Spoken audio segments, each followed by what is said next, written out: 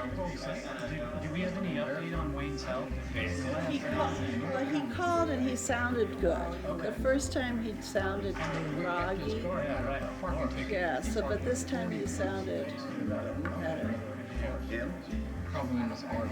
That's all we know, but he wasn't coming in today. I guess. Pay attention. Who's you all seen a car pulling out? Read the signs, man. So you're wearing the Careful, coat? yeah. Every day. Oh yeah. Are you? Go home. Go. I'm not. Anybody into Yes. Mexican style food? A Not new really. restaurant that opened up on Clearwater Street. Oh my Tequilas? God! Yeah. It's fantastic. Yeah. Mariachi singers in their costumes serenading. What's the name of it? I read about And it. the prices are real fair. And It's the one that I didn't, but they still have This it. one's broken. Okay, if you like Scientology bought that property, so until they knock it down and build. We also There you have it. that restaurant is You're the first one that's Yeah. twice Podium. given the a Hacienda review. or something it's called. I forgot what it's called. I can't remember, but I know which one because I read about it. It's where it used to be a well-known Greek restaurant, which we loved. We used to go there all the time. But this is. I get paid for that commercial. Today's meeting of the Municipal Code Enforcement Board is called to order on, what is the date? July 24th. Welcome, everyone. Please stand for the Pledge of Allegiance.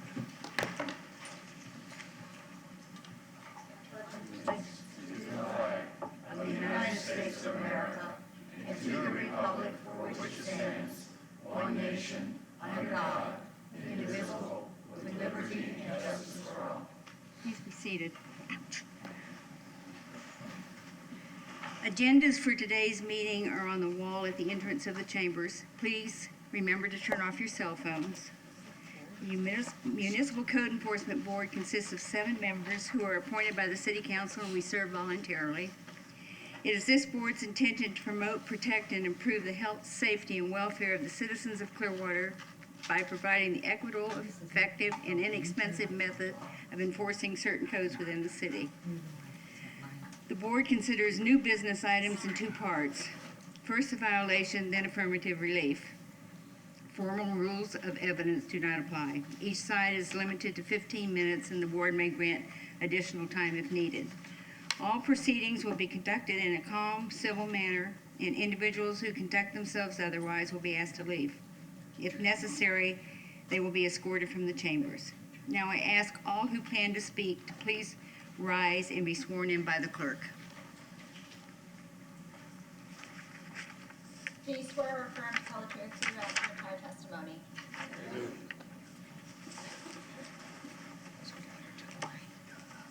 Our first order of business is to review and approve the minutes from last month's meeting. May I have a motion? Second. All in favor? Aye. So moved. Is there anyone here who wishes to speak to items not on the agenda? Would you step forward, please? Please state your name and address for the record. My name is Lisa Clarkson. I live at 830 Narcissus Avenue, North Clearwater Beach. Okay.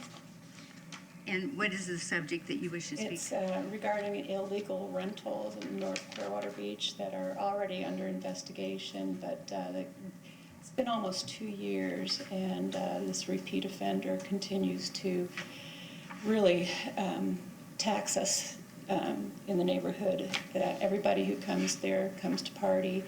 I am a teacher in Pinellas County Public Schools, and it's very stressful when I have to call the police in the middle of the night and then go deal with 7- and 8-year-olds during the day. My concern is that he's already been fined up to over $40,000, and it does not seem to be having any, make any effect on his behavior as far as what he's doing. It's a minimum of 31 days, and he has 1 day, 2 days, 3 days, 4 days, 5 days.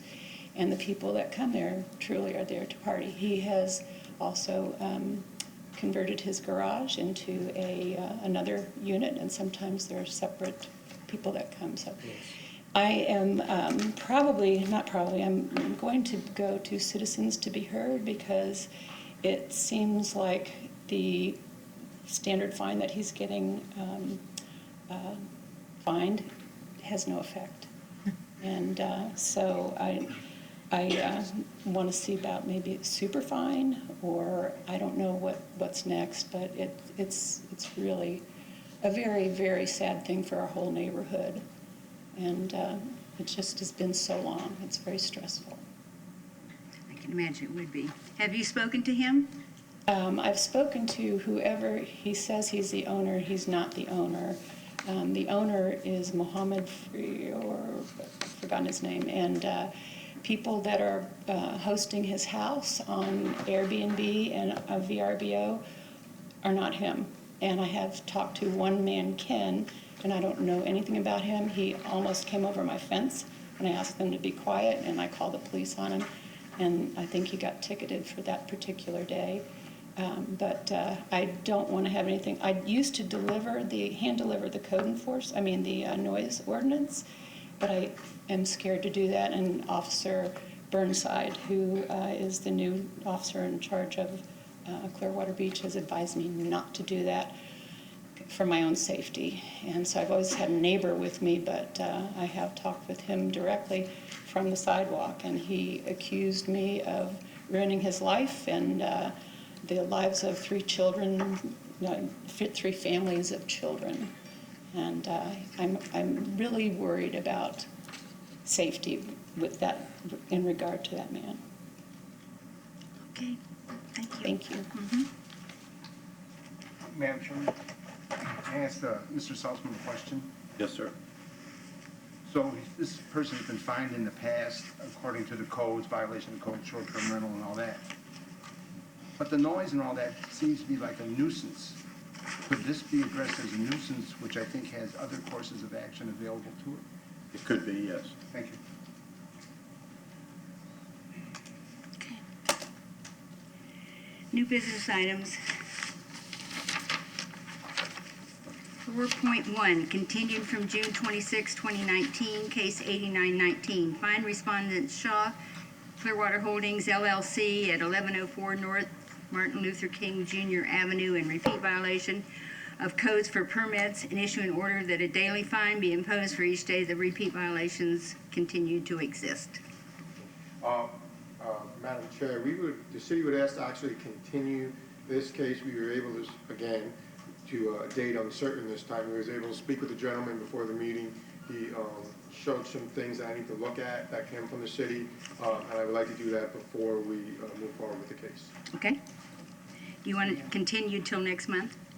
I would prefer not to do it, and then we'll bring it back up if we need to. I just don't want to have to ask for a third continuance and waste your time. Okay. Continue indefinitely, okay. Case, But let's do a motion to continue, subject to the city bringing it back. okay. Do I hear a Okay. motion? I so move. Second? Seconds.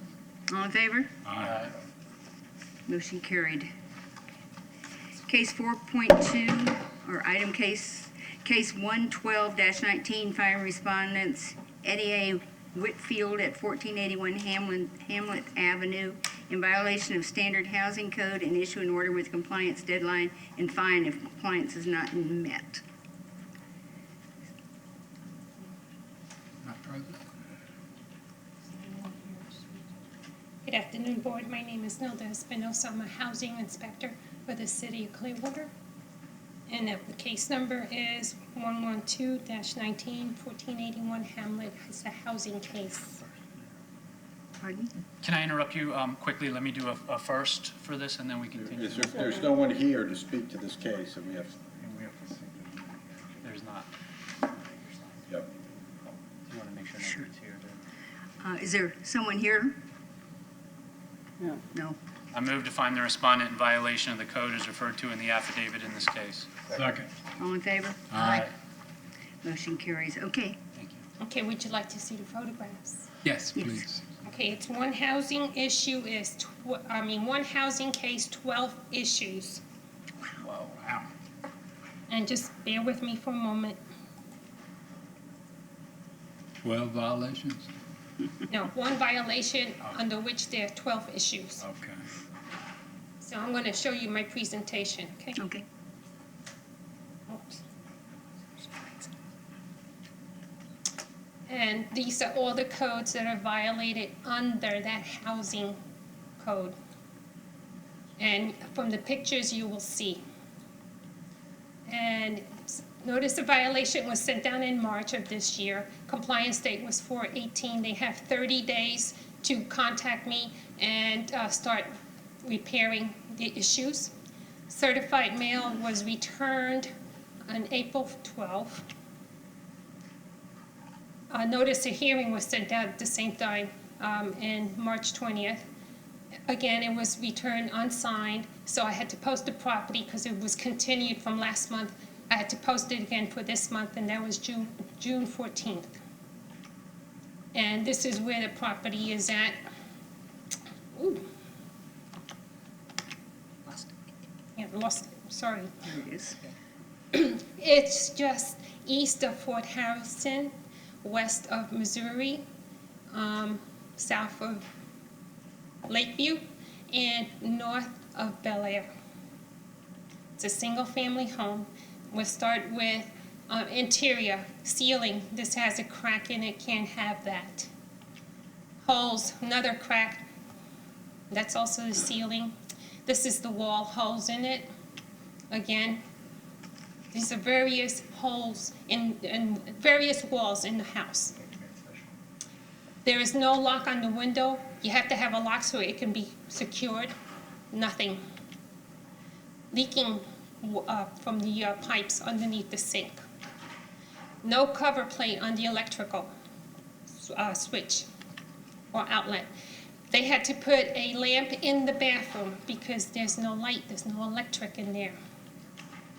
It's not working, the switch, the light. Bathtub is not draining. This is the front door. They have to have something so the bugs don't come in. That's underneath. This is the side. This is an interior door, not hanging right. It's off the hinges and it's not fitting into the door frame. This is the only source of heat that they have. The thermostat is not working. The first thing I do when I get a complaint about heat is go in, turn it on, do the other inspections, and then come back to see if it's putting out hot air. Roof is leaking. He had a tarp on it. He has windows covered. This is a posting from in May, April, I mean. It goes to tarp. This is back in June. He had the tarp off. The place is for sale. As of yesterday, he did have a tenant living in that house. I've never been called to go in and do another inspection to see if all the issues were taken care of. That's the posting for today's hearing. Okay. Can I have a second motion? Well, she needs to say what. It has to be this way. So the recommendation is $120 per day per violation, which is just the one. And after 3 months of recordation date, if such of the lien, if the fines and fees remain unpaid, the city attorney's office is authorized to foreclose, collect, or settle such lien using any legal or equitable remedies available under the law. Excuse me, Nilda, you said 120, but your slide says 200. No, I did 120, I meant 200, sorry. And what needs to be done to be compliant? And to come into compliance, apply and obtain required permits, probably for the roof, repair all the other housing issues, call the inspector so they can go in and do the final inspection. I have a question. So you're saying there's 12 violations, so it's 12 times 200? No, one violation. One Treating violation. it as one. Thank Yes, sir. 12 sub-issues. 12 issues under the housing code. you. Okay. And you've heard from no one at all? He has not, the owner has not called me. Who let you into the property to take the photos? The former tenants who were evicted or had to move. Yeah. And they are not there. Somebody new, a new tenant. There is a new tenant living there? Yes. I looked it up yesterday in utilities, they have a new tenant in there. So I cannot tell you if the issues were taken care of because I have not been called. Okay. Do I have a second I would motion? suggest a stronger fine, but that's me. Getting away with too much for too long And collecting rent. and collecting rent. You can make a motion. Gives us all a bad name. I don't know how to word that one. Yeah, just make a motion. What do you Yeah. propose? Right. I propose that we find the people in violation, but that we raise the amount of the fine to $200 per issue. Okay. That needs to be, Uh, or that may be, if that's too high, you know, I'm just saying it because it really gives all of us and everybody in the business a bad name. True, but if the way the violation was brought as one violation. As one. Yeah. Or make it So you could go up to $250, It's 150. 250 total, if you'd like, for each day. That's the maximum you can I do. move we raise it to $250 per day.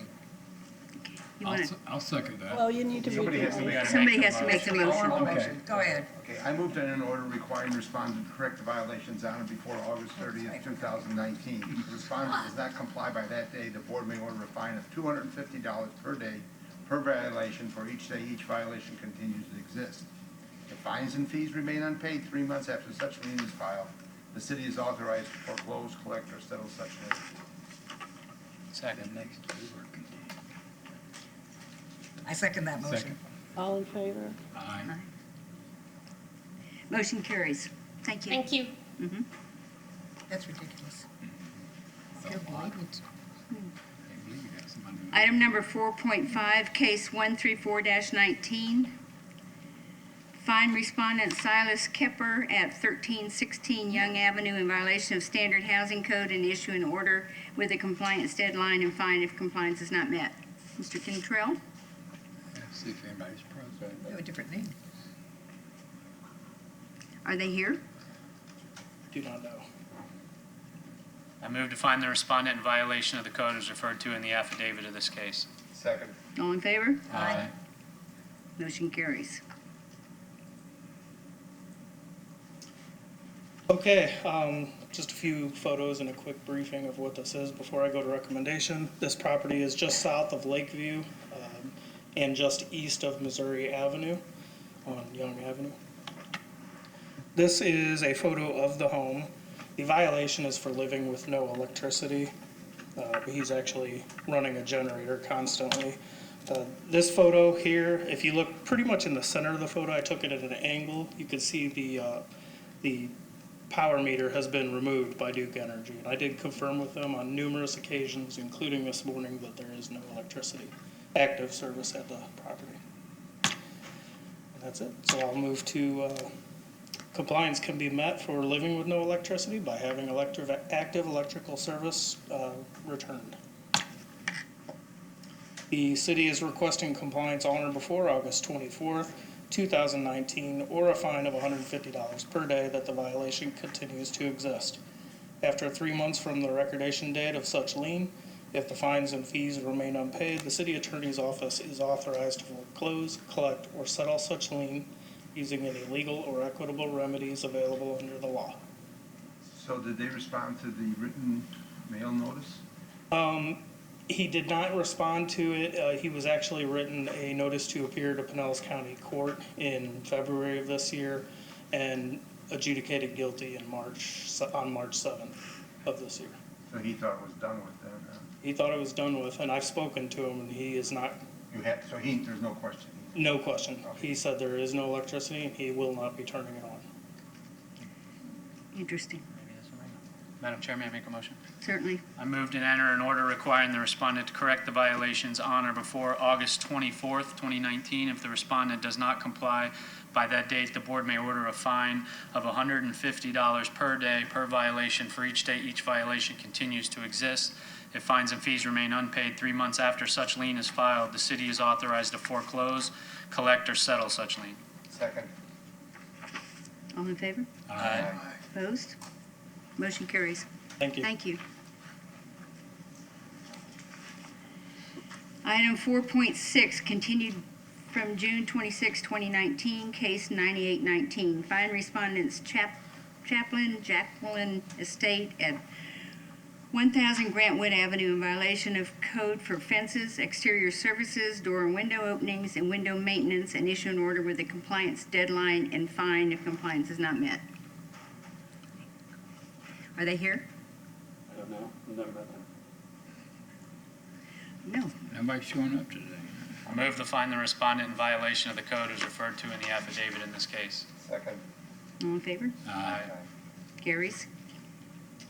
Good afternoon, my name is Greg Dixon, Code Inspector for the City of Clearwater.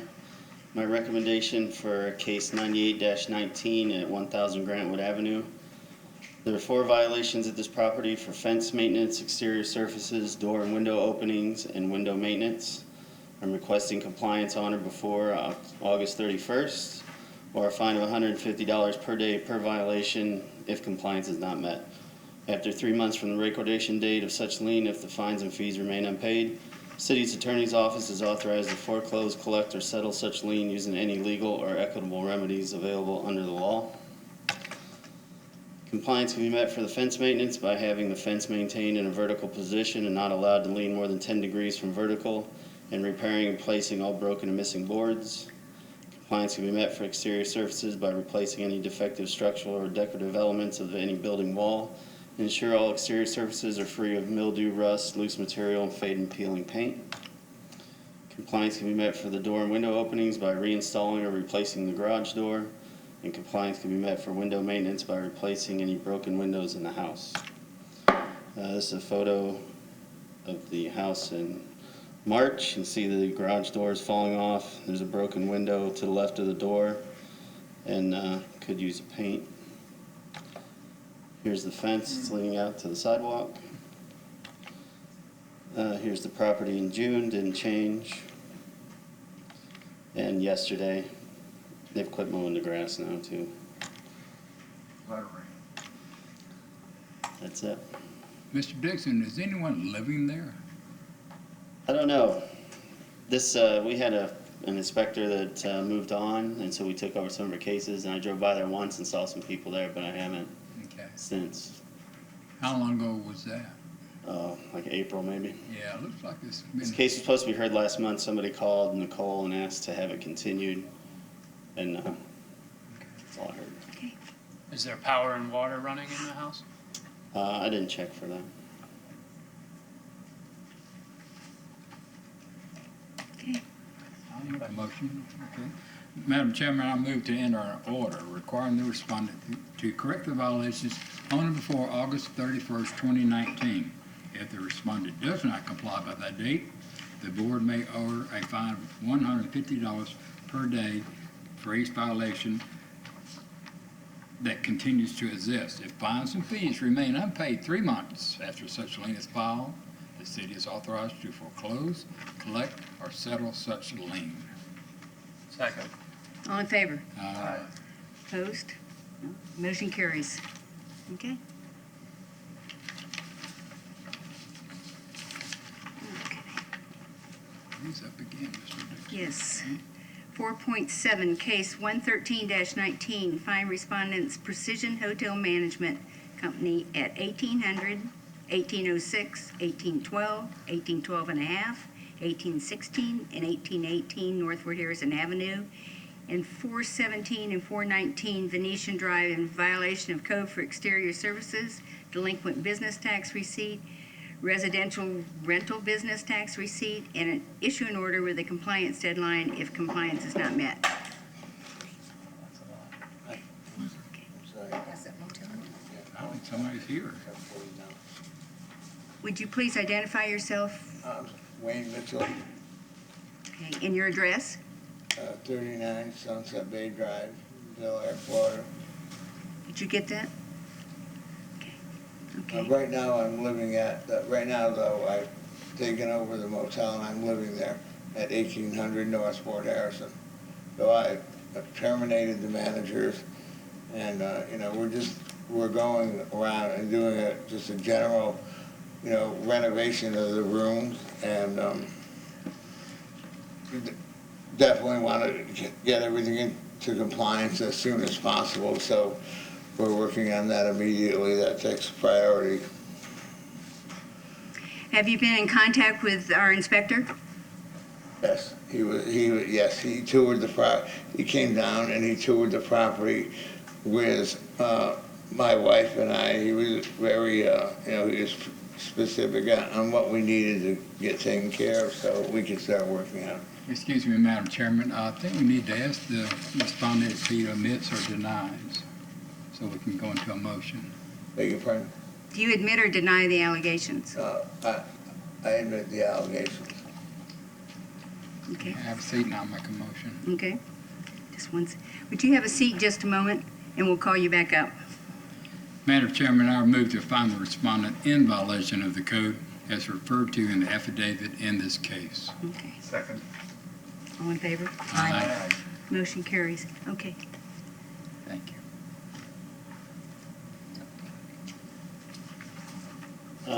Good afternoon, Greg Dixon, Code Inspector, City of Clearwater. This is for case 113-19 for the Flamingo Motel. And it occupies 1800 through 1818 North Fort Harrison and 417 and 419 Venetian Drive.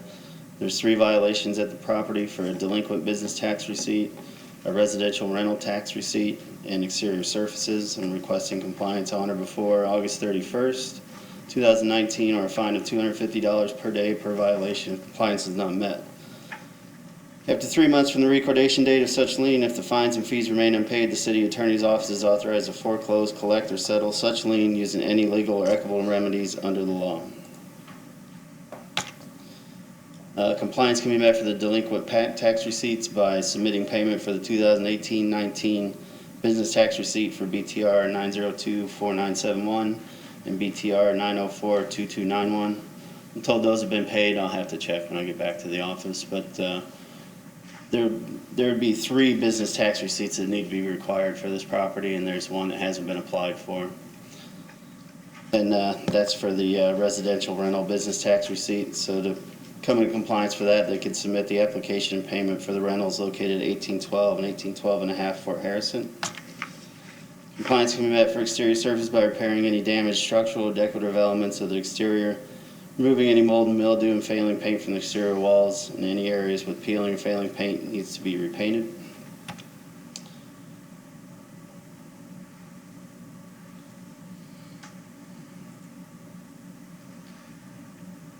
This is a picture of the hotel from across the street.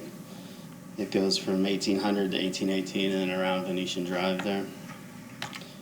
This was one of the business tax receipts from this morning. It's labeled as red.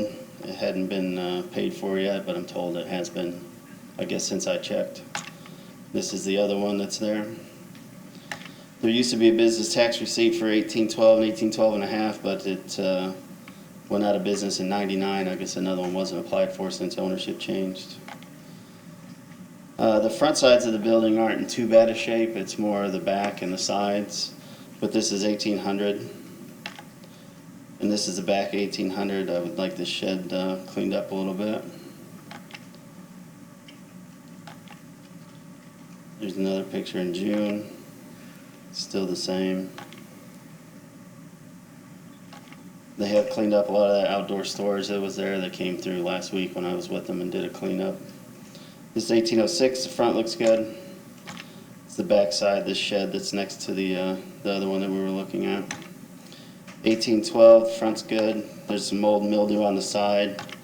In the back, this is 1812 and a half, and the siding needs cleaned, and the part to the right is falling apart.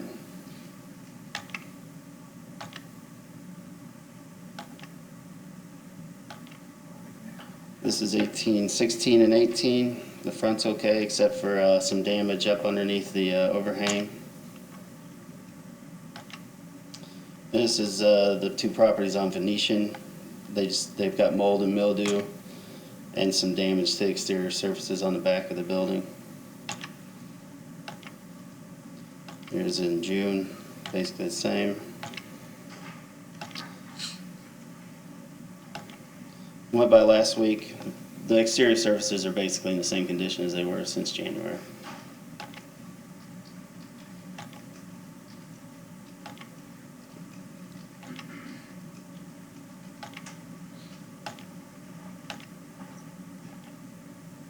And that's it. A lot of work. Sir, could you come back in?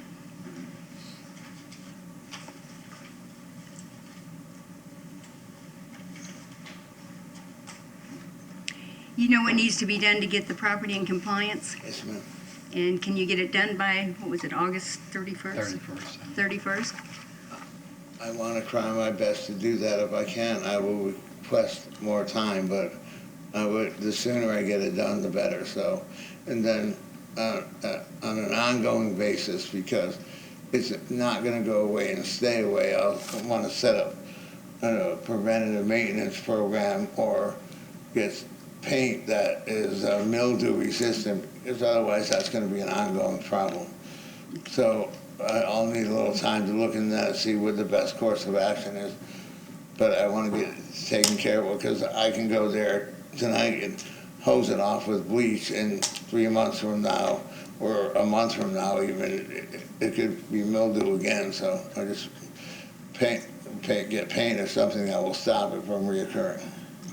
Third, the board realizes that there is a lot of work to be done on both these properties. How much more time do you think you would need?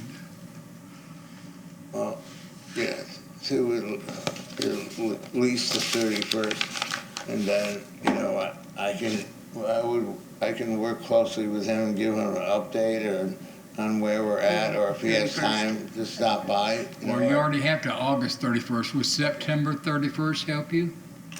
That's 60 days. Yeah, that should, yes. Well, 90 days, really. That should definitely help me.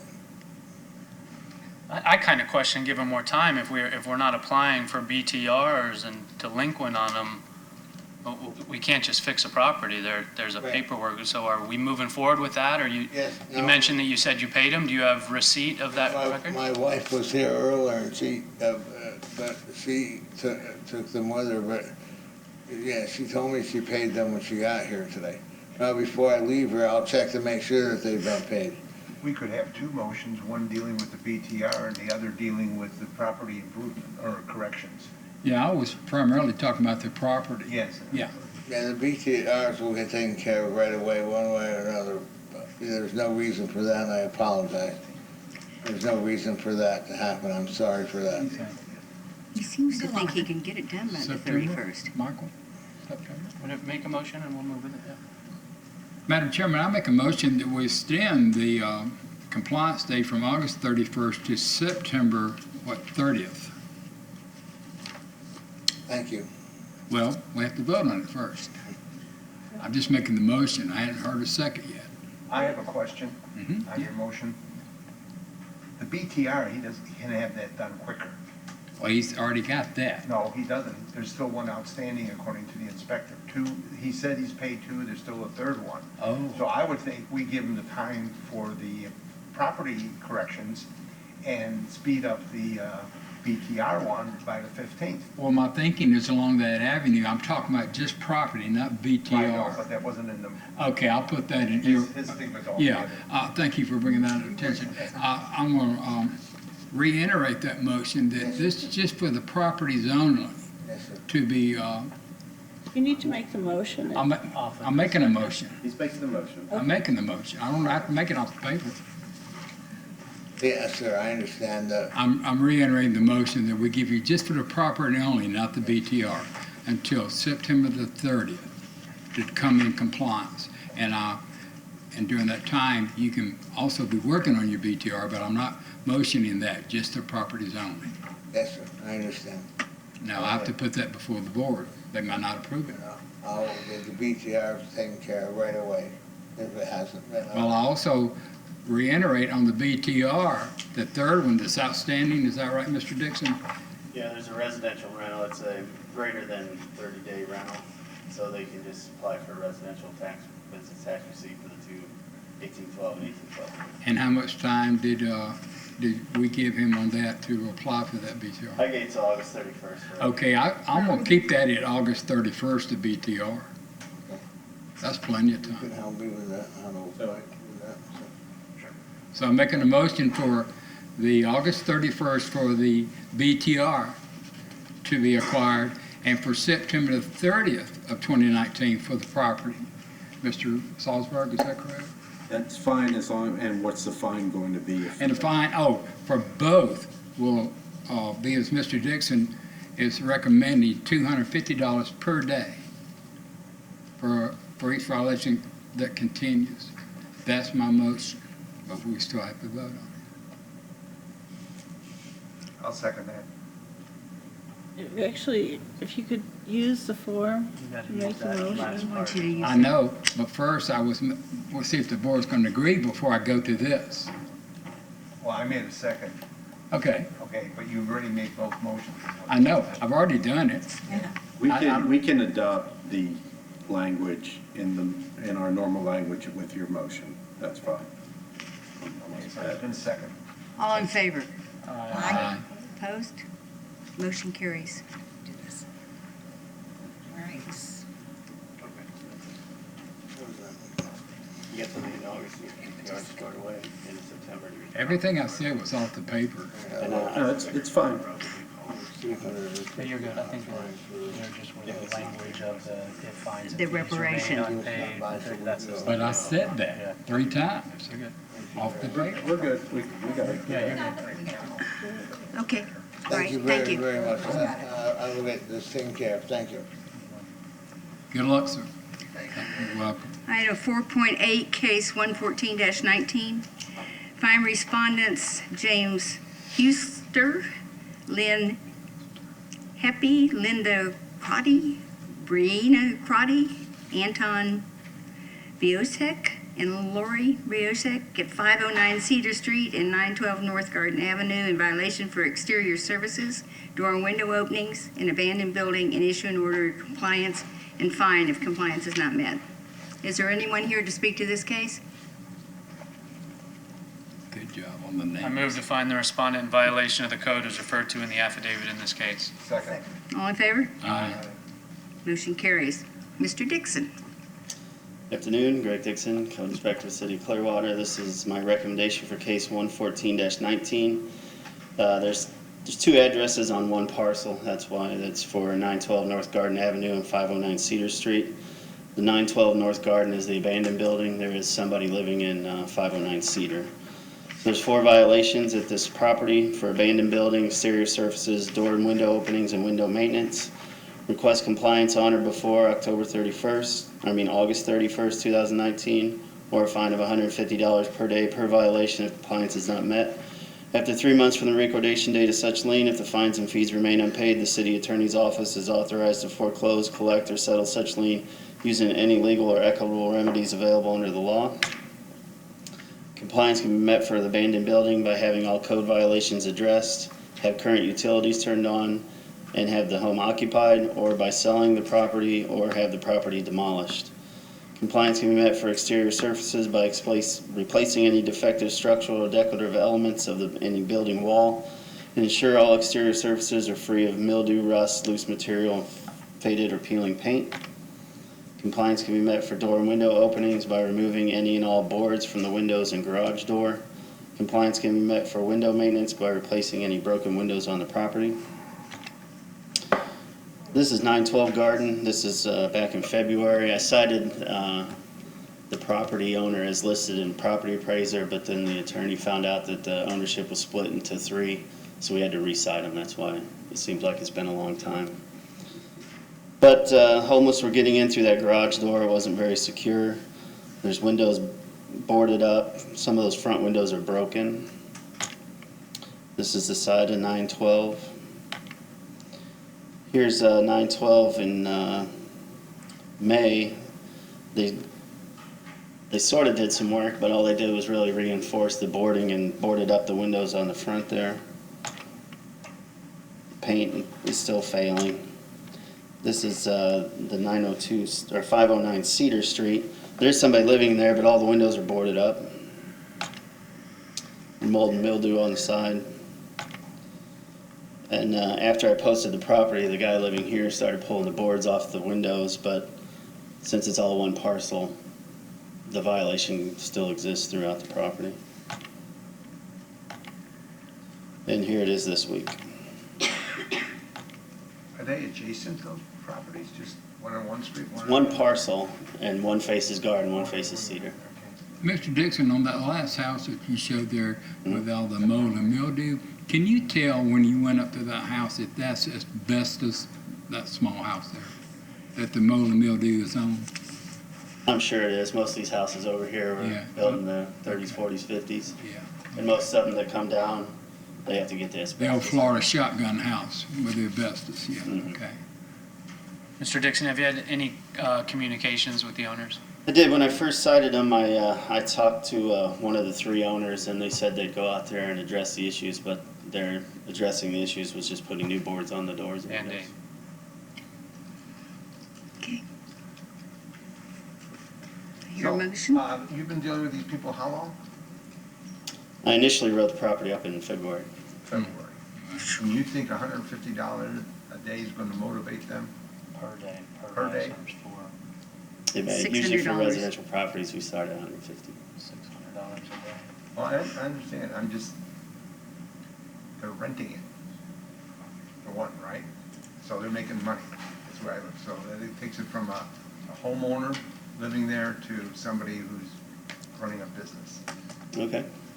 Just wonder, Okay, your if that's motion? what you want, it's fine.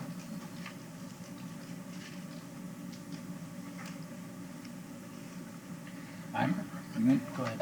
No, go ahead. I move to enter an order requiring the respondent to correct the violation on or before August 31st, 2019. If the respondent does not comply by that date, the board may order a fine of $150 per day per violation equaling $600 daily for each day the violation continues to exist. If the fines and fees remain unpaid 3 months after such lien is filed, the city is authorized to foreclose, collect, or settle such lien. Second. All in favor? Aye. Opposed? Motion carries. Thank you. Thank you. Case 4.10, case 115-19. Find the respondents Thrash Margaret A. Revocable Trust at 18911 U.S. Highway 19 in violation of code for signage without permits and issue an order with the compliance deadline and fine if compliance is not met. Mr. Knight, is anyone here? For US Highway 19? Did we do 4-9? It's It's continued to September. Same thing I saw. I don't believe anyone's here, but the property is now in compliance. The city is seeking a declaration of violation. Okay, good. I hear a motion? I move to find the respondent was in violation of the code as referred to in the affidavit in this case. The violation was corrected prior to today's hearing, and to enter an order that no fine shall be imposed if the respondent repeats the violation. The board may order a fine of up to $500 for each day the violation continues to exist. Second. All in favor? Aye. Opposed? Motion carries. Thank you. Okay. 4.11, case 116-19, Calxonis Investments LLC at 2095 Drew Street in violation of code for signage without permits and issue an order with compliance deadline and fine if compliance is not met. Is there anyone here to speak to that case? Okay. Would you please? I also would like to state that the property is now in compliance and the city is asking for a declaration of violation. Okay, all right. Would you please say your name and address for the record? Yes, my name is Dimitra Kalsuni. I'm sorry, would you say that? Dimitra. Would you spell that? Dimitra. That's your last name? That is first name. Okay, and last name? Kalsunis. Would you spell? Altsounis. Thank you.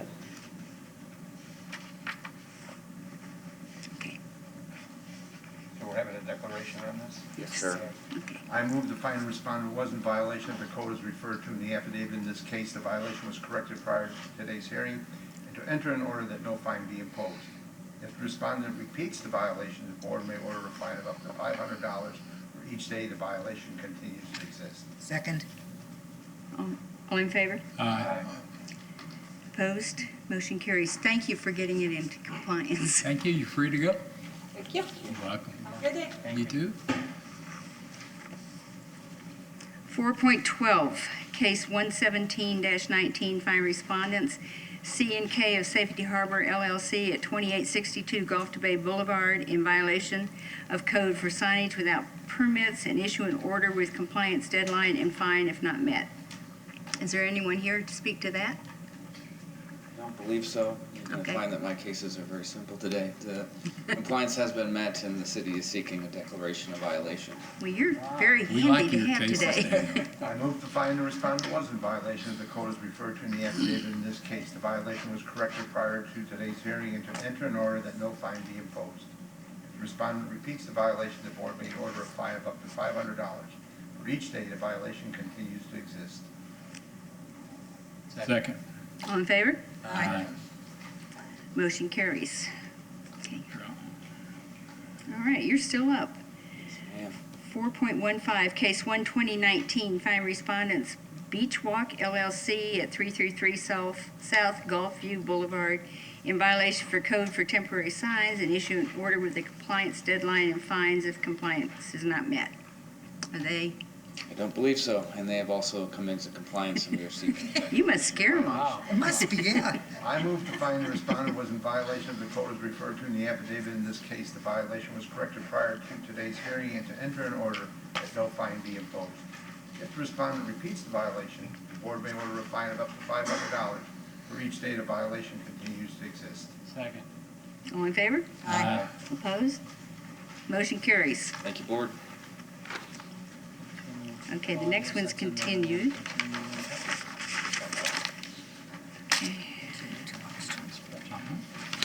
Item 4.17, case 121-19, fine respondents Justin Carrico at 1519 South Prospect Avenue in violation of code for residential grass parking and commercial vehicle parking, and issue an order with a compliance deadline and fine if compliance is not met.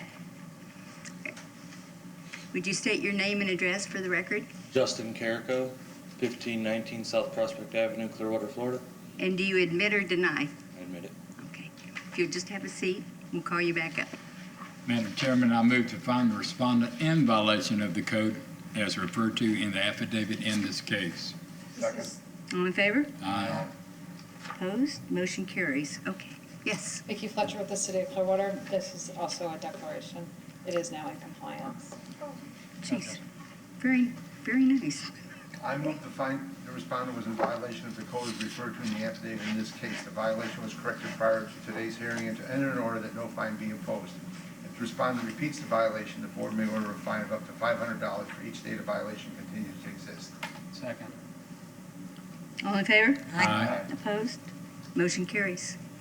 Thank you for coming. Thanks for you, being sir. in compliance. Yeah, ready to go. Thank you. Thank you.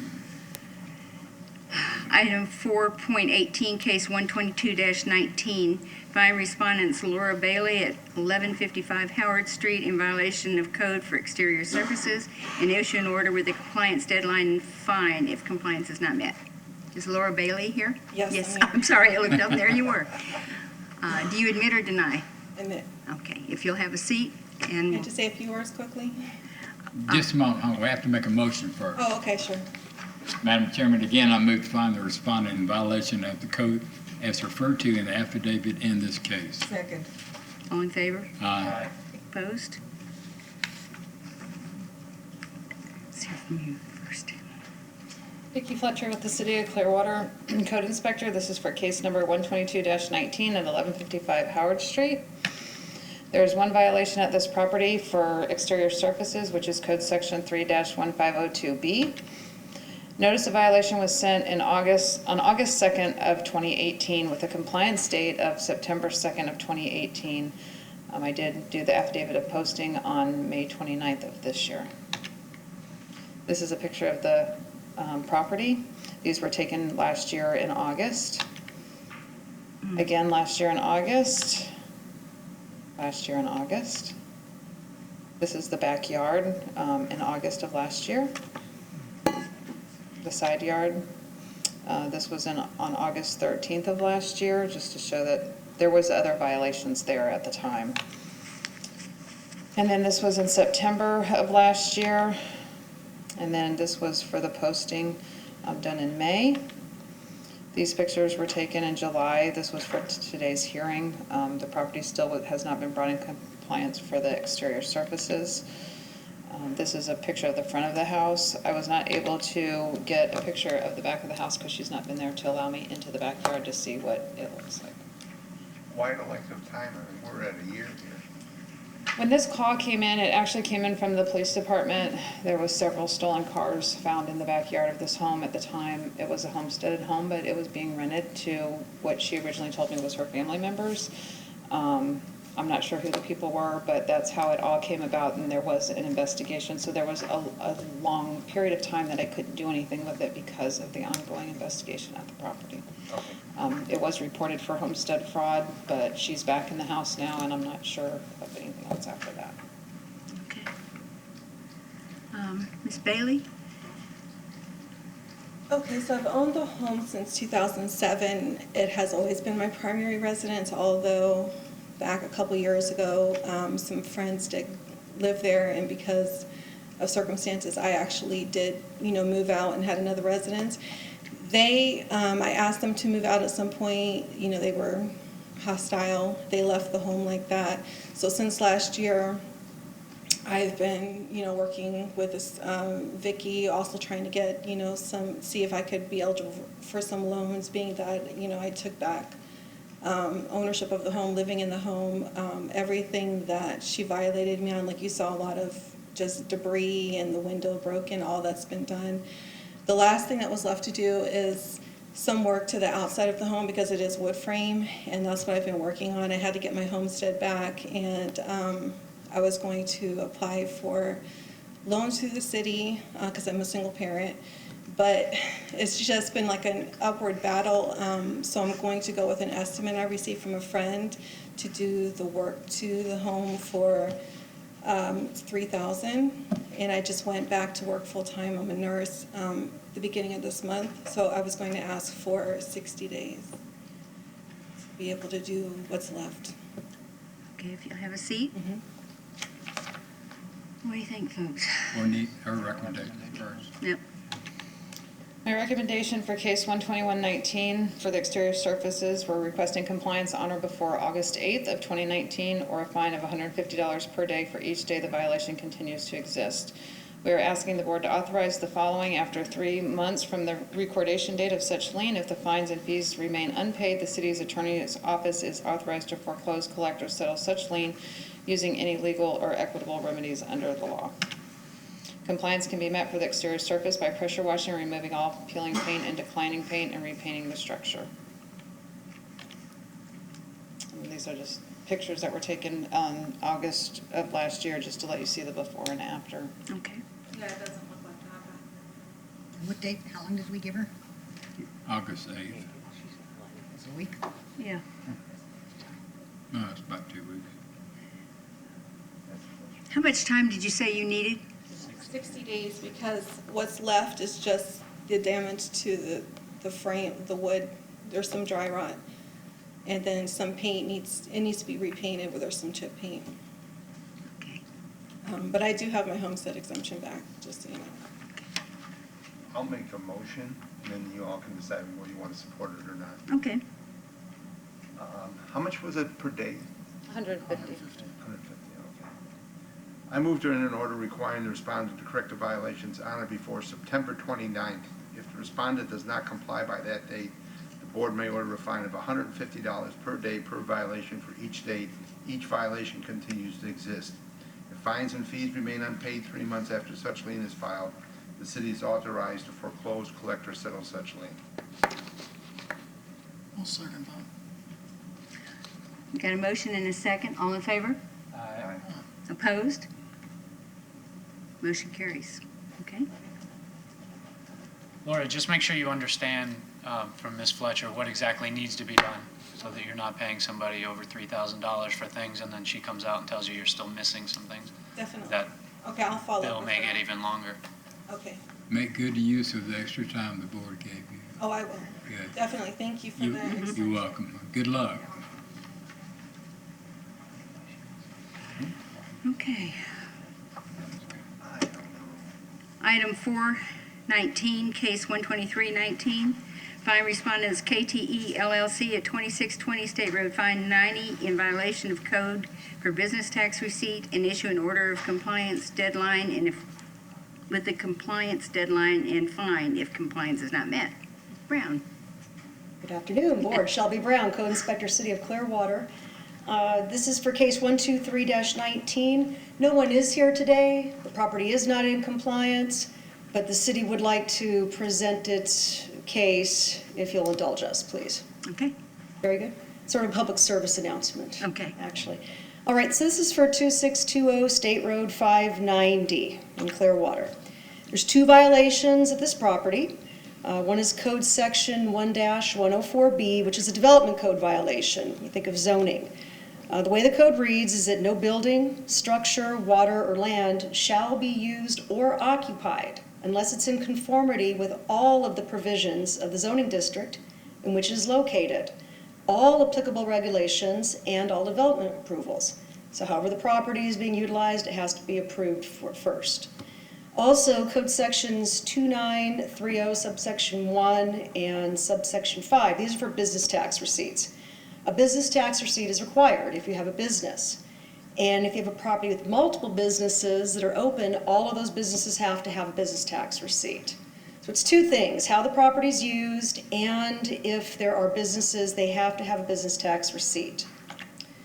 So this is a commercially zoned property. It has 3 units. At one point, all 3 of the units were operating businesses without any reviews, approvals from the city, and none of them had any business tax receipts, nor had any been applied for or issued. So nothing was kosher there. 2 of the units were operating as electronic gambling casinos, and this is not a permitted use in any zoning district in the city of Clearwater. We want to be really clear about that. 1 unit was operating as a massage establishment, and that is a permitted use, subsequent to all applicable reviews, background checks, and approvals. The massage business is currently in compliance, all right? They received their approval, they've got their business tax receipt, but there's still 2 other businesses that were operating there. All right, so this property is located on State Road 590 east of US 19. It sits behind Lucan's. This is a picture of the sign, one of the main monument signs there. I don't know if any of you have driven by this or seen it. Don't admit it if you have right now. All right, so you can see here that it shows there's a business there, right? This looks like there's something operating. This is because if you have a business, you gotta have a business tax receipt, it's gotta be approved. So this says Brewers Arcade, there's Skilled Games, there's also, shows how much money you can win every day. All right, this picture is on the east side of the building. The red arrow shows you Unit C. That is open for business, that's a massage parlor. That was on April 12th, no business tax receipt. And then the other unit is Unit D. See what the sign says? Children's Theater of Tampa Bay. There's no business tax receipt for that, but you'll just wait, we'll see what's there. So the notice of violation was sent on December 14th, 2018 for the massage business, and then on March 11th for the casino businesses. We took them separately. One can get approval potentially, one could not. The compliance dates were January 15th, 2019 and April 12th, 2019. And we received signed certified mail receipts on both of those notices of violation. So the owner did get those notices. All right, so this was on April 8th, showing that the businesses are still there. Our compliance time frame has passed, and this is for one of the casinos that was there. When we walked in, there's a business there, okay? You can see that there's several terminals set up. This is an electronic gambling establishment.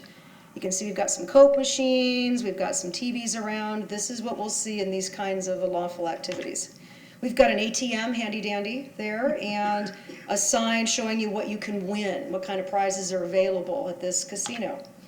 These are some signs showing that there is a business there. It's under new management, shows you who our hosts are. They have Frontier, important to know, so you know that the internet's good there and the hours of operation. Okay, back to the east side of the building, the massage establishment and Children's Theater of Tampa Bay on April 12th. When we walked in there, we see that it's decorated for Easter. We've got some signs there for new referrals, what kind of games are being played. There's an ATM sign, who the host is, And the Children's Theater of Tampa Bay appears to be a casino, my friends. See anybody you know? Children's Casino. Right? So that's a business that's not supposed to be there, it's not licensed, et cetera, et cetera. All right, so I'll allow you to deliberate. I have a question. Yeah. So is the building owner responsible for the BTR or the individual businesses? The building owner is responsible to ensure that anything occurring at his property is in compliance with the City of Clearwater Development Ordinance, okay? Yeah, so, and they receive the notices, but we did also copy the first casino operator of the notice of violation. The second casino, we kind of found out about as we were moving on, and they were two separate casinos, not affiliated with each other. Have you spoken to the owner? Yes, we did hear from him and his representative finally mid-June, and they were very responsive and finally to moving along with some Were they things. surprised? They had a good tenant paying rent, Yep. okay? But they know now that they want to run things the right way in the future. They've got a really nice building, they take great care of it.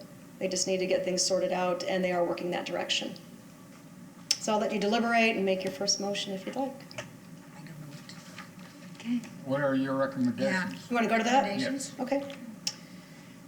All right, so for case 123-19, there's two violations. Again, a development code violation, how the property is used, and business tax receipts required. We're requesting compliance on or before July 31st, 2019, or a fine of $250 per day per violation, which is a potential of $500 per day for each day the violation continues to exist.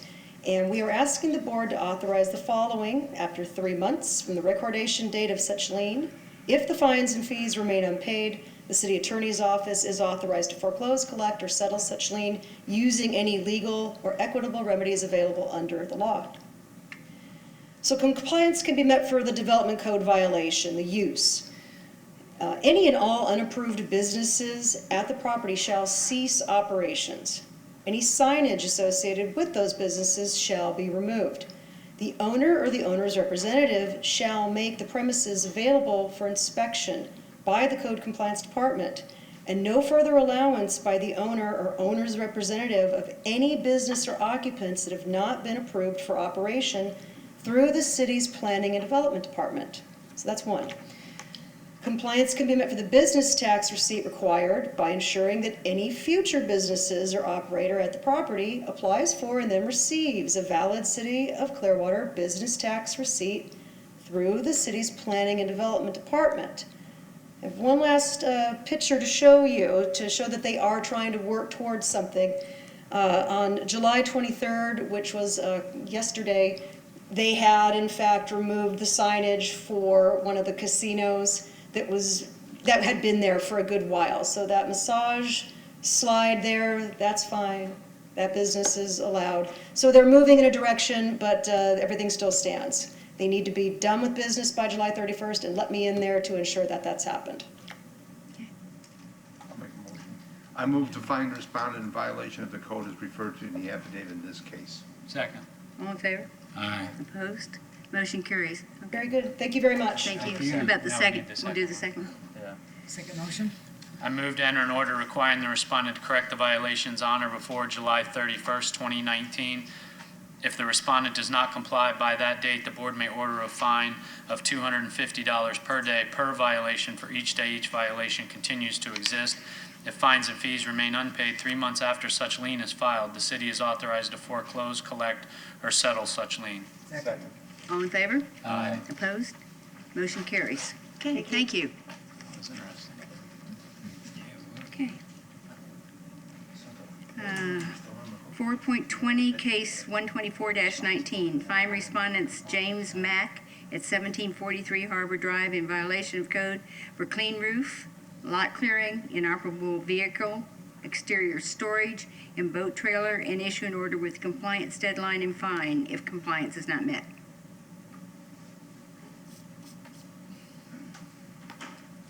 Mr. Mack, please step forward and say your name and address for the record. Named James Mack, address 1743 Harbour Drive. Do you admit or deny the allegations? Admitted. If you'll have a seat, we'll call you back up. I move to find the respondent in violation of the code as referred to in the affidavit in this case. Second. All in favor? Aye. Opposed? Motion carries. Yes. Afternoon, Board. I'm Inspector Eric Jewett, City of Clearwater Code Compliance for case 124-19 at this property, 1743 Harbour. We have 5 violations, one for outdoor storage, one for ABVs in the backyard, one for ABV in the driveway. The difference between the two, in the one in the driveway, I was able to get a tag and identify who the owner of the vehicle was. The ones in the back, I was not. Trash and debris around the property and outdoor storage. Asking compliance on or before August 24th or a fine of $200 per day per violation. And I do have a few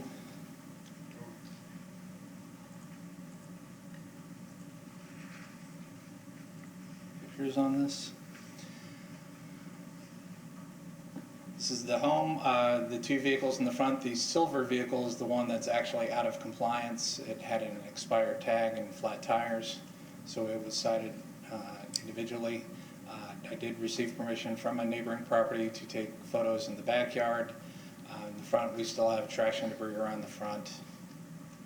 In the back, we see a jet ski, has vines and stuff growing over it, flat tire, and no tag on the back.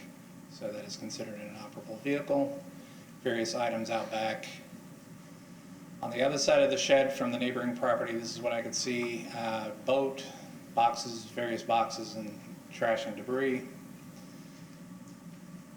On the deck area, it is completely full, and I actually have some current pictures from today.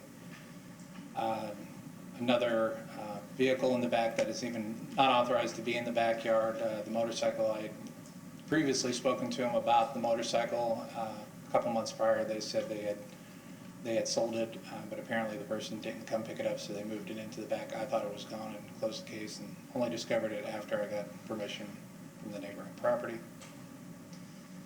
In between the side of his house and the side of the neighboring house, he is a plumber by trade, and the excess or the extras that they have he stores there on the side of the house, and is actually coming underneath the fence into the neighboring property. And just general trash and debris in the backyard. That's a pile of, I believe they're Bud Light cans. And then for the roof, vines and leaf and debris on the roof there. I did post the property, and then came back on the 11th and did an affidavit of posting. The certified letter did come back undelivered. You can see the vehicles in the back or in the front are still in the same state. Flat tire. Nothing has really changed in the back. You can see the amount of items that are back there. Same pile of cans are still in the same spot. Same items there. And it looks like it's possibly been sprayed, but nothing's been removed from the roof. So the vines are dead, but they just need to get them off the roof there and any other debris that's up there. On the second, I went back. The tire is still flat on the PT Cruiser.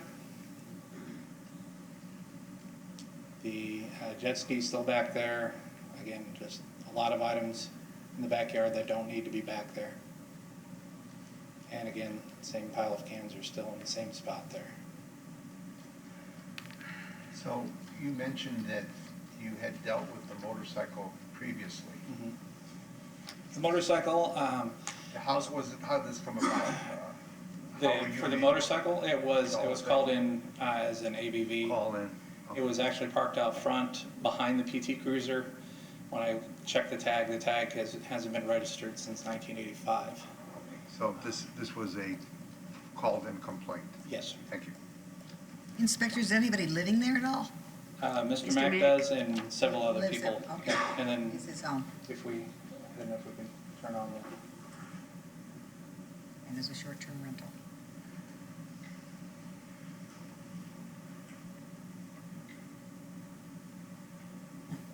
I did speak with Mr. Mack today. We did go back into the back of the property Again, a lot of the plumbing supplies you see there, he says he admits he does scrap, and asked if that was allowed to be done there. I told him no. You know, that you can't do that at all at the property. So this is on the side that I hadn't even seen before, on the east side of the property, or excuse me, the west side of the property. Oh my. We still have the random items out there, junk and debris, and by the shed, it's covered up, but again, you can see, I believe there's 3 or 4 boats out there. And then, as well on the back, this is actually the motorcycle right here, laying down on the side. We did go over everything, we did explain. I did explain what needs to be done, what needs to be removed, that certain items can't stay in the backyard, the grills, the lawnmowers. He asked about the ladders. I had no problem with them if he could set them up by the shed there. That's, to me, that would be an okay use there, but the rest of the plumbing supplies, scrapping stuff has got to go. So he understands. That's all I have. What was your compliance deadline? The compliance date was August 24th. Okay. So again, compliance date August 24th with a fine of $200 per day per violation, $200 because most of those items are related to his business, his plumbing business, and apparently now his scrapping business that he also does as well. But you have 2018 on here. Do I? Okay. 2019, so. We're asking the board to authorize also the following: after 3 months of the recordation date of such lien, fines and fees remain unpaid, the city attorney's office is authorized to foreclose, collect, or settle such lien using any legal or equitable remedies available under the law. Compliance can be met for the ABV in the driveway by ensuring the vehicle has a tag with a current registration displayed, all 4 tires are inflated, and the vehicle is operational. Otherwise, it needs to be removed from the property. For the ABVs in the backyard, ensuring only RVs, boats, and trailers are in the backyard and all have a tag with current registration displayed, all tires inflated, and they are operational. Otherwise, they need to be removed. The motorcycle must be removed to the front and meet all the requirements or removed off the property as well. Trash and debris, all trash and debris, piles of beer cans, boxes, and other miscellaneous trash need to be removed from the property, front, back, and sides, properly disposed of and maintained on a regular basis. For the outdoor storage, removing all items not intended for outdoor use from the property, front and back, and this includes the piles of plumbing supply parts in the side yard, the items stored on the deck by the shed, and all across the backyard and maintained on a regular basis. And then the dirty roof, removing all branches, vines, and tree litter on the roof and maintaining on a regular basis. Okay. August 24th. Okay. Mr. Mack? You know what needs to be done. Yes, ma'am. Are you going to get it done by August 24th? Okay. All right. Can I Can have have a it motion? done by August 24th.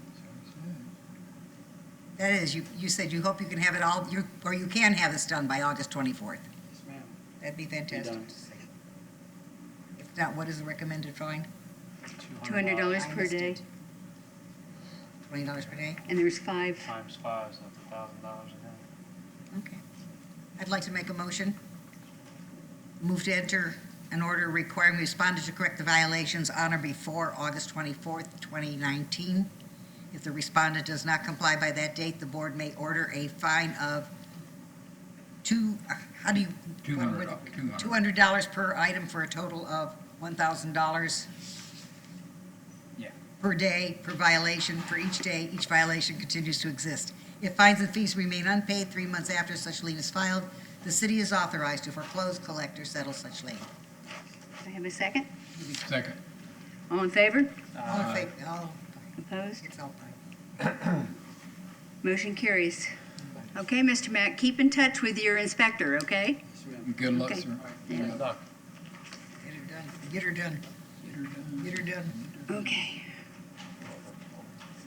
Item 4.21 continued from June 26, case 10219. Find the respondents, Joshua LaCree and Lisa Garcia at 1793 North Fort Harrison Avenue in violation of code for short-term rental, and issue an order with compliance deadline and Bless you. fine if compliance is not met.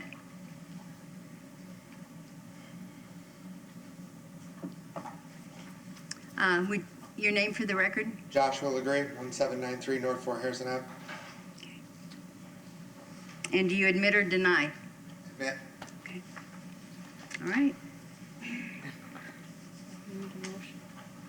I move to find the respondent in violation of the code as referred to in the affidavit in this case. Second. All in favor? Aye. Opposed?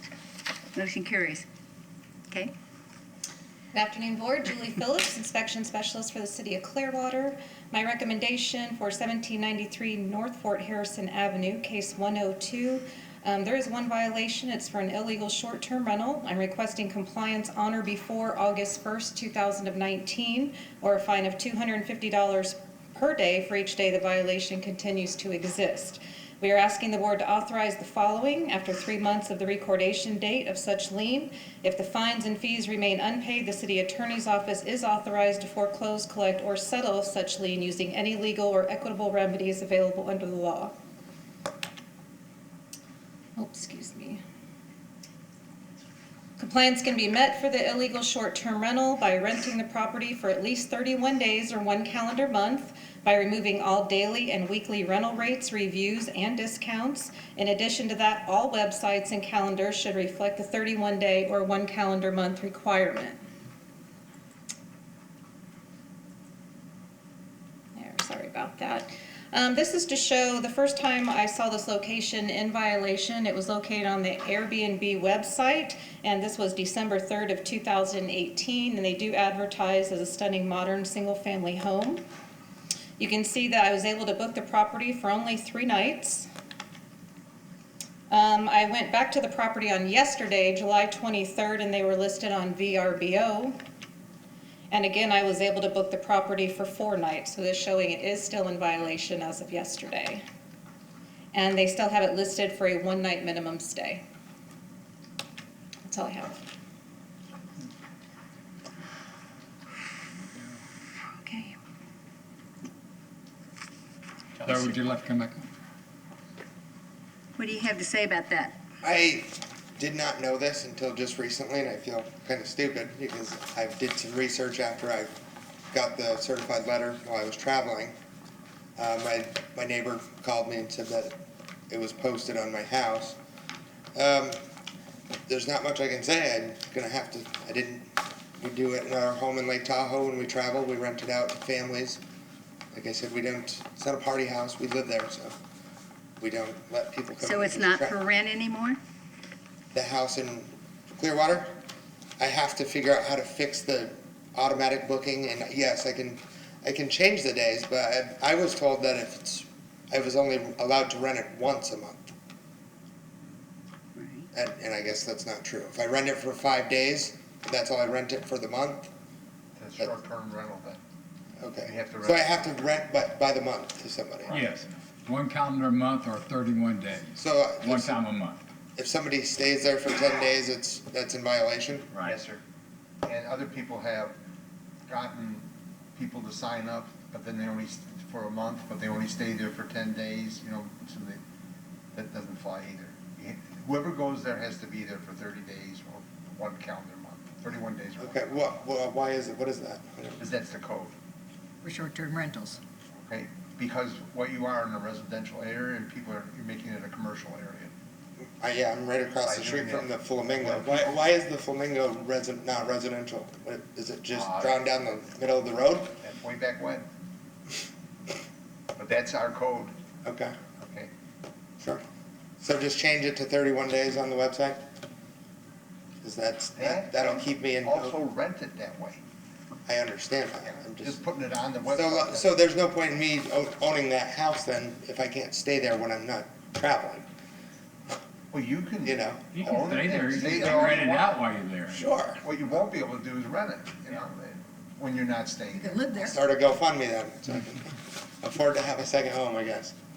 I don't know. Sorry, all right, well. Yeah, you're okay.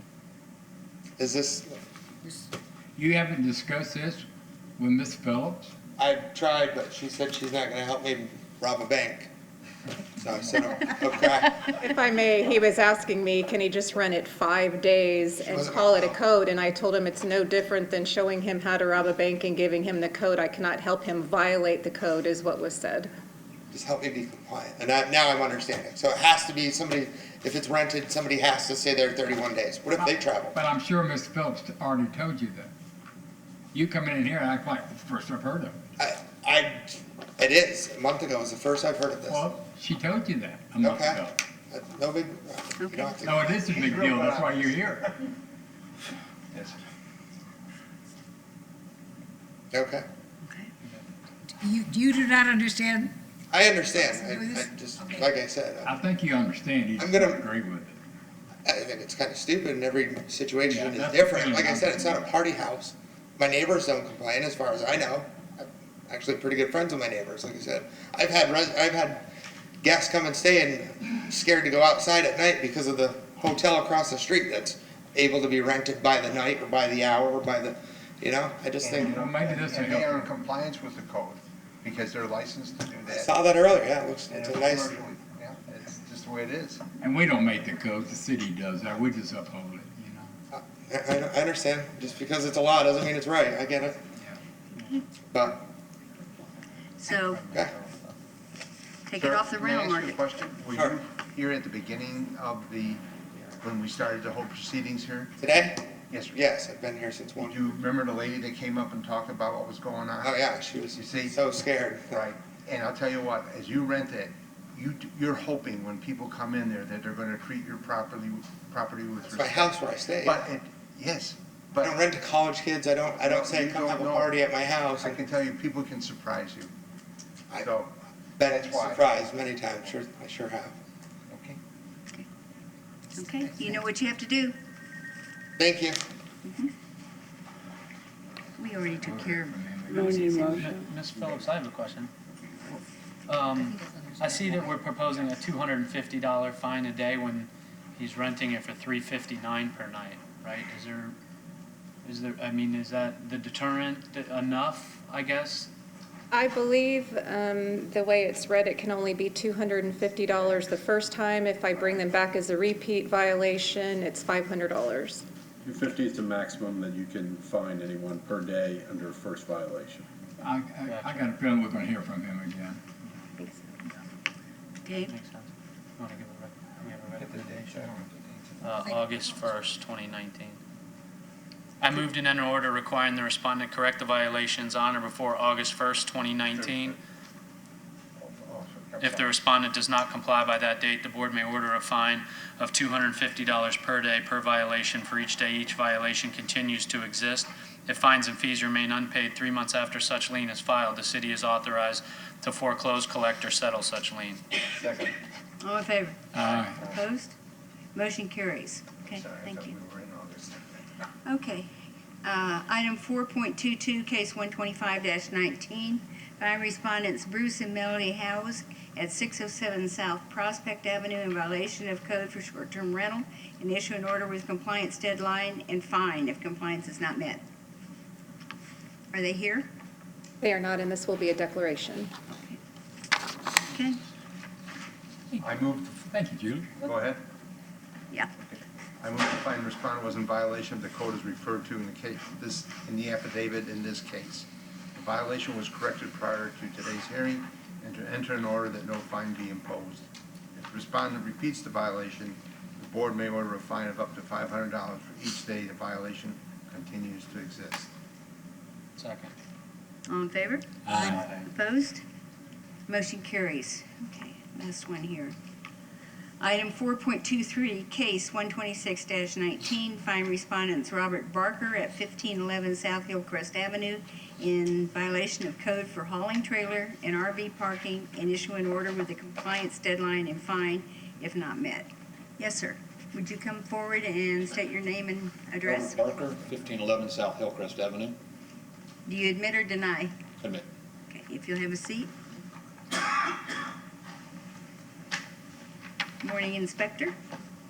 Good afternoon. On the first motion? Yes, first motion. I move to find the respondent in violation of the code as referred to in the affidavit in this case. Second. All in favor? Aye. Opposed? Motion carries.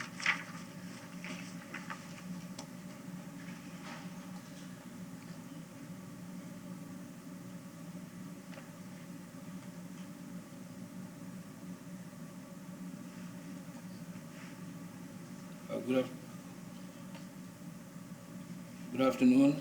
Good afternoon. Yeah, Inspector Yusuf Toure, case number 126-9 at 1511 South Hillcrest Avenue. Excuse me.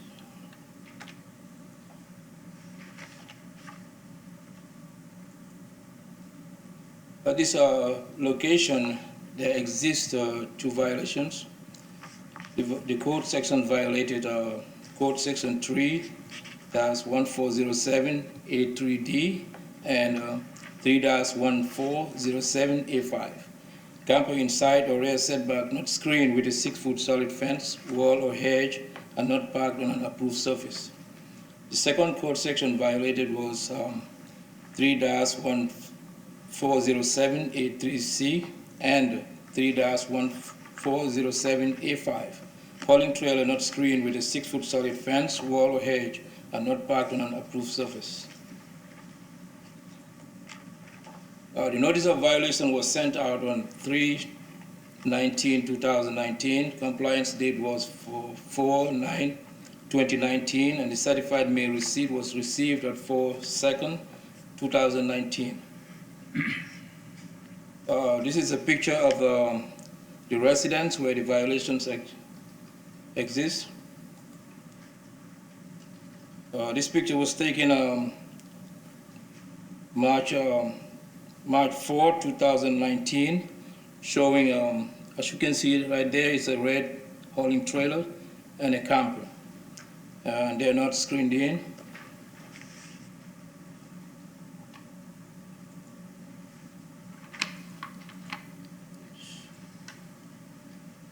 Here's another picture taken April 30th, 2019, still showing that the violations exist. This picture was also taken April 30th, 2019.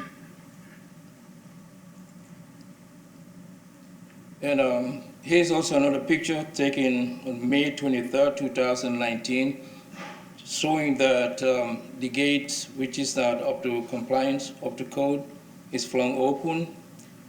The trailer is gone at this moment, but you do have the camper still in violation. And this picture was taken yesterday, July 23rd, 2019, still showing the camper there.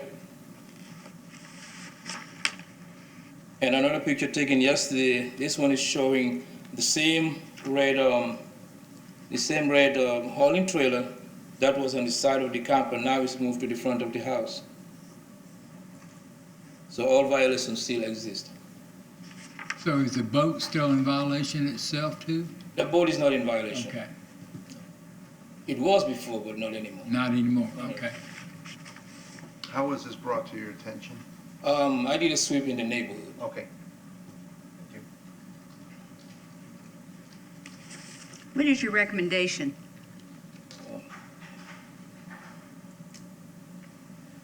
Recommendation for case 12619, where we have two violations for residential grass parking and residential parking for the camper and hauling trailer.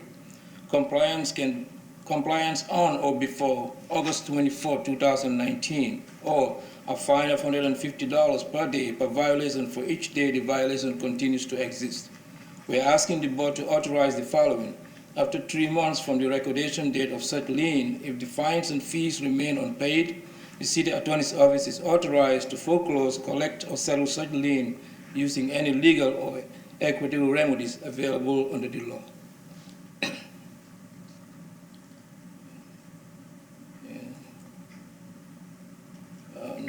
Compliance can be met for residential grass parking by parking one legal vehicle parallel and adjacent to the driveway only.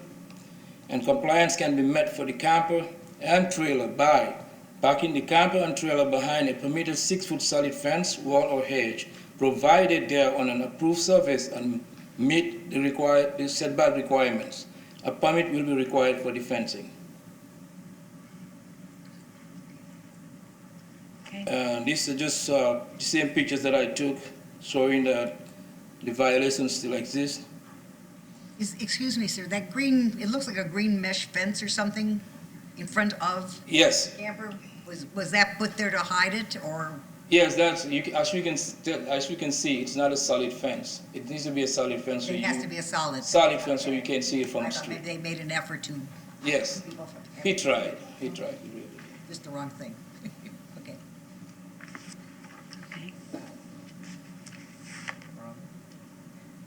Okay, Mr. Barker, do you understand what has to be done? I do. I have a little concern because part of the problem I have is all this is actually on the side of my house. The first picture was the front of my house. My driveway's on the side. So when I put the fence up, I put the fence up with the mesh on it with the intentions of if we do get any type of storm damage, if I put a wood fence across there, because I was able to get a 16-foot chain link, so I put the mesh over it to cover it. But I guess what he's saying is I have to put a fence down the side also. I thought I could just cover the front. But from what I understand, it has to go down the side. The covering you've used, sir, doesn't qualify because you can see through it. Okay. So that's the problem. So would We I be appreciate able you trying to do something, but. No, I did, yeah, I thought, I did it mainly for a wind purpose. Okay. So, because it won't blow my huge fence back into my stuff. But, will the slats, will that meet code? What you're gonna need to do is get a permit from the city to build a fence, and they're gonna tell you what type of fence you can install. And the surface. I think I'm correct on that. You have to do the surface as well. They'll tell you what kind of The surface. surface for where they're parked? Right. Okay. My other concern was, he was telling me at the beginning that I could go straight from my fence over to my neighbor's house, and that would be fine. We couldn't tell you about that. Again, that when you apply for the permit and all that, they will advise you what you can do and can't Yeah, do. they'll have the answers. We don't give that advice, we don't know. Okay, so I just want, all I'm really here for is to make sure that whatever I do is gonna fix the problem. Because I've done quite a few things, and every time I do something, it's not right, so. It can also be a hedge, you know, as Right. it says in the, Mhm. it can be. Gate on one spot. Yeah. Put the gate across the front. Okay. There are options, yeah. Okay. But keep in touch with your inspector, Okay. and when you go get your permits, you'll find out. The thing is, they're giving you to August 24th to resolve this issue. If you're going to have to get a permit, I don't think you're gonna get a permit in 24. But I can plant a hedge down the side and then put something solid across my gate. Well, I that don't know hedge is, that. You need to ask the. that's gotta be a city planning 6-foot tall hedge. That's gonna take time to grow, Well, yeah, obviously. you know? So what I'm So saying it's not is, gonna work. you need I'd have to to bunch this before. get enough time for you to go to the city and get a permit and whatever else you have to do. And they're giving you roughly 30 days to do this. I don't think you're gonna get a permit in 30 days. Probably not. So I would advise you maybe to ask for more time. Okay. We would amend the recommendations to 2 months. Right, I mean, you know. Yeah, we can give you more time. Yeah, that'd be great. If you could give me some more time, and Right. I'll have to decide what I'm gonna do as far as, maybe move the trailer. Resolution. Well, yeah, that gives you time to talk to the office and they can make recommendations. Okay. Yeah, There if are you put the trailer in storage, your problem's done with on that respect. I'm probably gonna sell it, to be honest with you. I just bought it last year, but I can't afford to pay $1,200 a month, so I'll probably just get rid of it, to be honest with you. You gonna keep the boat? The boat, fine, yeah, I gotta keep the boat. Fish too much. Don't give up the Gamble a lot, toys, too. right? You do all kinds of things like this, do all kinds of stuff. I understand, yeah. You'll use the boat a lot more than there are. Yeah, about even, but yeah. Yeah, okay. Both ways. Okay. But I appreciate it. Yeah, they'll give you options, but we can't, Okay, we'll make a Do we have to motion to make a give you motion more for the time. amount of Are you gonna be good on this? Do you want more time than the 24th? Yes. I would like some more time to decide whether I'm gonna get rid of the trailer or if I 60 can days. somehow block it in. If we came up with 60 days, would that help you? Sure, Okay. that'd be great, I appreciate it. Can I have a motion? I move to enter an order requiring the respondent to correct the violations on or before September 24th, 2019. If the respondent does not comply by that date, the board may order a fine of $150 per day per violation for each day each violation continues to exist. If fines and fees remain unpaid 3 months after such lien is filed, the city is authorized to foreclose, collect, or settle such lien. Second. All in favor? Aye. Opposed? Motion carries. Good luck, Thank Mr. you. Barker. Okay, Couldn't keep that vote. unfinished business. Accept the affidavits of compliance as listed. I move to accept the affidavits of compliance as listed. Is there a second? Second? All in favor? Aye. Opposed? No. Motion carries. Okay, what about affidavits of non-compliance? And Madam Chair, before anyone shows, the city's going to withdraw the affidavit of or continue rather, the affidavit of non-compliance for agenda item 5.8. I'm actually working with the property owner on something stipulation. 5 point, what was it? 5.8. Okay, And that's to be continued? it's Counselor? withdrawn, right? Oh, we'll continue. Okay. Continued, right? We'll continue it to. Right. You'll continue it, and the city, in this case, can decide when to put it back on, so you don't have to make a motion to continue it. Okay. The city will take action. Is there anyone here to speak to the affidavits of non-compliance? No? Motion? Yes? Yeah, we have, Madam Chairman. Madam Chair, we have Yes. one person. We have There's two. a couple. We have two people. Which, you need to call his case. Yes, sir. What case number are you?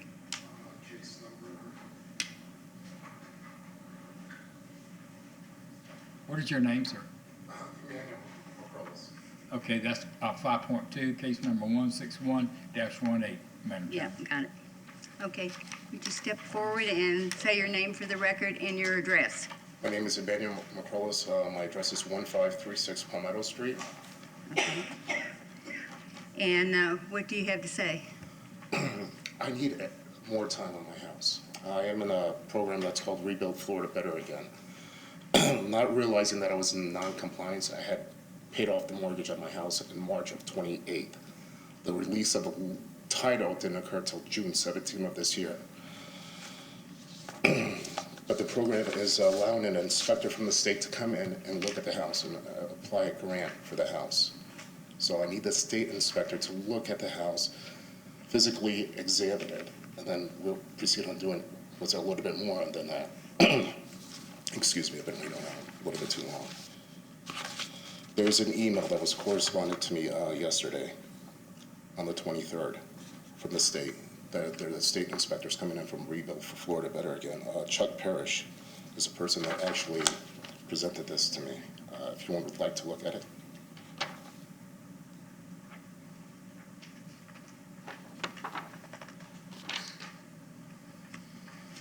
Staff? On April 11th, I was accepted into the program. That's phase 2.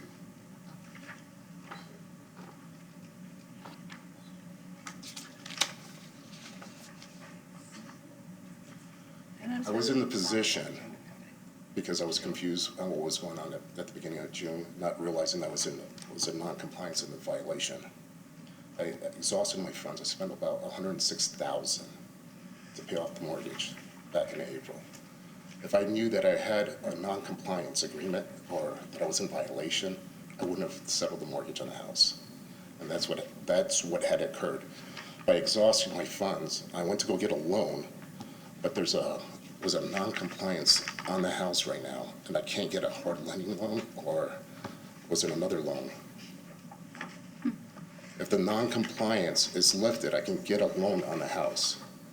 I'm asking the board to give me 6 months. If they can give me 6 months, then you can apply the infractions, the non-compliance, the $250 a day, fines that would work. I just need a lot of time on this. Sir, why do you need 6 months? I don't understand. It's the house is so depleted that I need to tear the roof off, do the interior walls, the electrical work, and then do another revision on the architect prints that I've already spent money on back in November. But you're counting on the money that you're gonna get from this state program to do No, that? not, if it gets, I'm sorry. the money from the state program allows me up to $150,000 to fix the house. Okay. The assessment occurs on Saturday with the inspector. I moved the inspector to get up there immediately. Once he does his dictations and he tells me how much the extent the damages are, then I might have to go and maybe tear the house down and then add another $100,000 on top of the $150 to rebuild the house. Are we ready to hear this? Is this something that the city wants to push back and deal with? I need it to be pushed back. The issue, as I understand it here, is no fines are even asked for in this order. This was just an unsafe order.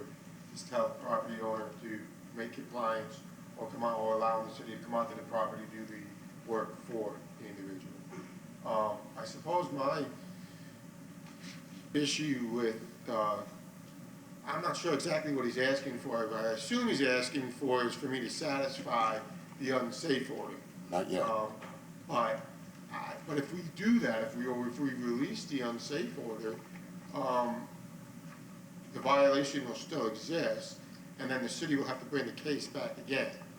Now, I understand that may screw up the financing, but I'd have to see a title report or something from the title agency before I make a determination on that. But to be clear, we're not asking for fines or any money on the property. It's just that.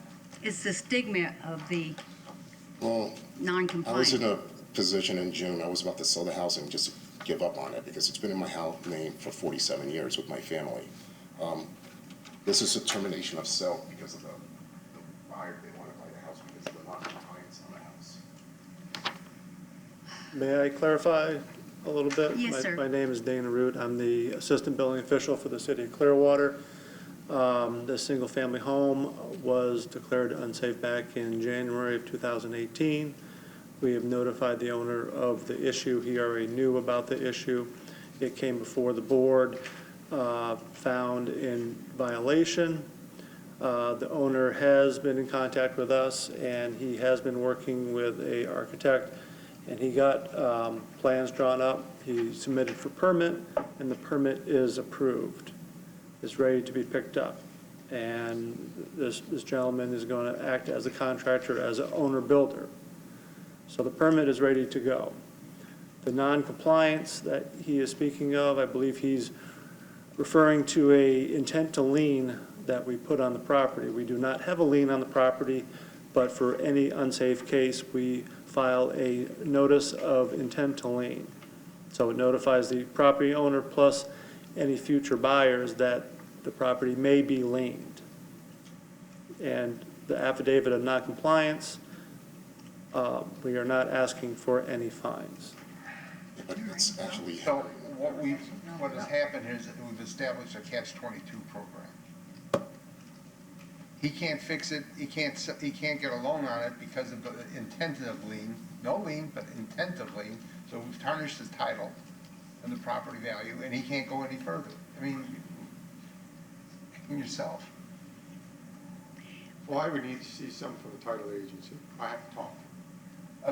That's why I think this whole discussion needs to take place in your office and you figure something out, and I think you can. City's always trying to work with people.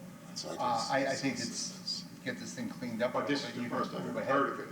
So, you know, if you have to direct something to me, I'm happy to help out. Don't want to release an unsafe order that is on a property that's still unsafe. I don't think that's right either. And I agree, but we're talking January of 2018, and this is the end of July, so we've got 19 months going on it. In 30 days, you should be able to resolve something, I would think, and risked it so far. What is the property hazard? It's fall over or what? It's now because the city asked me to take the tarp off the roof when Hurricane Irma hit. The extent of the damages, I went and complied with that. The extent of the damages went overboard. By not having the tarp on top of the roof, the water has gone into the subframes. So the house needs to be completely torn off on top of the roof, get down to the center block. Drywall, framing needs to be replaced, and electrical. Can we just table this? You can continue it if you so choose, at least for another 30 days, and hopefully the city will have reached Some kind of determination by resolution. then. Okay. I need to get that loan to establish the building permit and everything else. I also need the state inspector to look at it and correspond with me and explain to me how far they're gonna wanna give me a grant on the place. Now, if I'm able to do that, I wanna start immediately on this work. I wanted to start this right after I get this. We can't help you there. I understand Here's that. the thing, you need to speak with the city attorney and tell him what you want to do and see how you can work this out, because get yourself out of this corner that you're in. I know. Okay? So, and I mean, it looks to me, it appears to me that he had moved forward, requesting the permit, getting the architect, all that. So we now have a situation that somebody needs to figure out and get around. And I think it can be done. And I would propose postpone it for 30 days. I don't know anything about this. No, and I want to help you, but right, you have to give me what I need. I So need you have to send the I title. need to- Whoever's going to close the loan needs to contact my office. Right. And then I need to see what they need, and then I need to see if that's even something I can provide. All right. And that's just. I just say. We'll work with you. All right. You need to contact Mr. Puno. Okay? It's, you know that I just recently paid off the mortgage. Right. All right. Doesn't matter. It doesn't solve your problem here. So I'll contact Mr. Fiona. Is that your name pronounced right? Fiona. But all we can give you is, what, 30 days to come back? I mean, get in touch with Well, we're not his going to office. deal with it anymore. You can do 30, you can do 60 if you. Oh, we can do- just have to. We just want to get a date certain to put it back on your. Okay. I have the state inspector coming in this Saturday to look at the house. Okay. I'd like to make a motion that case 161-18 be continued for 30 days. 60.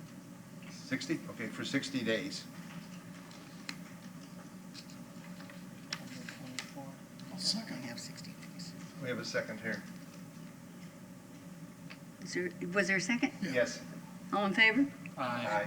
Opposed? Motion carries. Okay. What was the date? 9/24? September 24th. Okay. Okay. Continue. Is there anyone else to speak to the affidavits of noncompliance? Hi. Please come forward and state your name and address. It's 1151 Woodlawn Avenue. Were you sworn in? Yes. 1151 Wood. Yeah. Yes, sir. Yes, ma'am. What is the issue? I don't know. I got a letter and that's why I'm here, and I've been up since 5:30 yesterday evening. So I'm trying to figure out what's the non-compliance. Okay. You want to see the original? Yes. Thank you, Miss Vicki.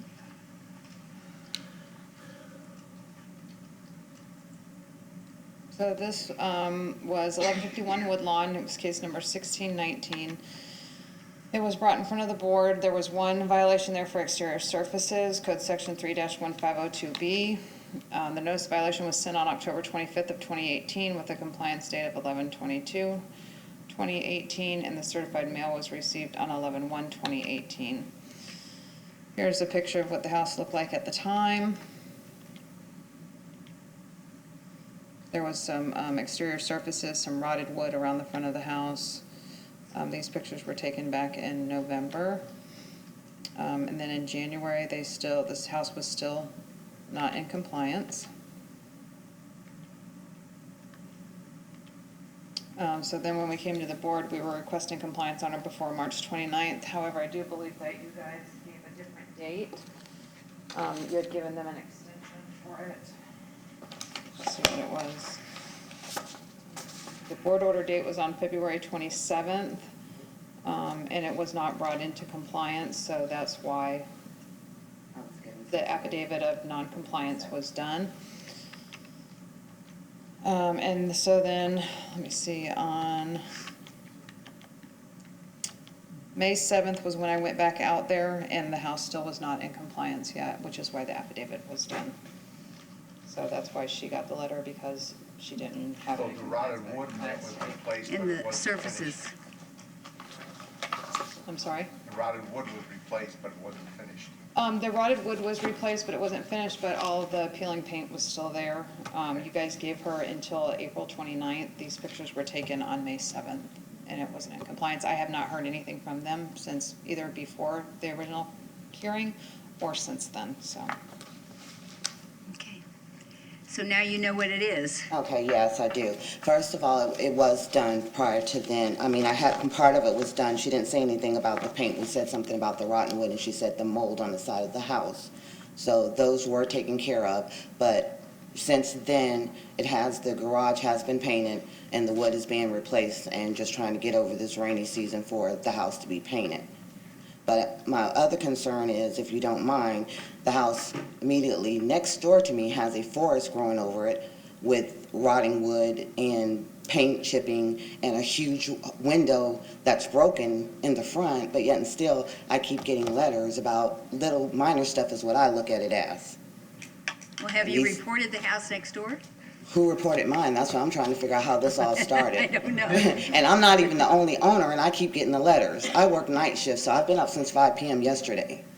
Ms. Griffin, have you? I am Dion Hicks, but the letters keep coming to me, not Miss Griffin. Ms. Hicks, have you bothered to be in touch with the inspector for the work? I have tried Wait a minute. Okay. For the work you've previously done, you said you finished. You didn't bring us any pictures to show us. So have you been in touch with? She's been rotten, but I've seen her. She should have been able to see it. It's been worked on. Did you bring any proof? No, I didn't bring any proof. I didn't know I needed proof, but yes, it's done. She can ride by there today. She can ride by there tomorrow. It's the house. None of the stuff that's there that's like I said, that's from May, and none of that is like that now. But we don't know that. Well, other inspectors went by yesterday checking houses. I would assume if you're going to violate me. I know, that's what I'm saying. If you're going to violate me for something, you would think that you would go and see that it's done. But yes, it is done. Inspector Fletcher, when was the first notification issued? October 2018. Hold on a second. The notice of violation was sent on October 25th of 2018. Okay. With a compliance date of 11/22/2018. I brought it to the board on February 27th, asked for a compliance date of. That's good, okay. So it's been going on for 9 months. Okay, so 9 months, this issue has existed, and it hasn't been completed.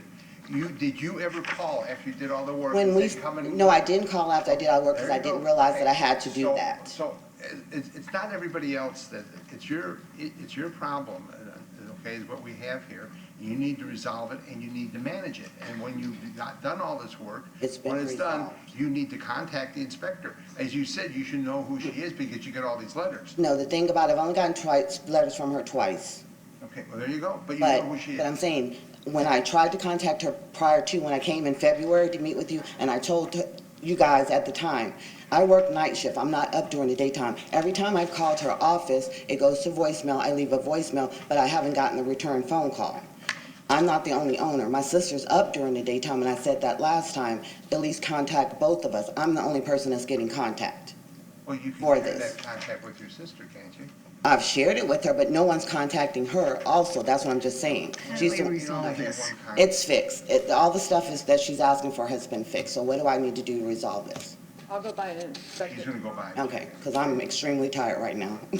She'll re-inspect it, and if anything isn't right, she'll let you know. All right, thank you. Otherwise, you'll be okay. Not. Hey, Libby. What are we doing?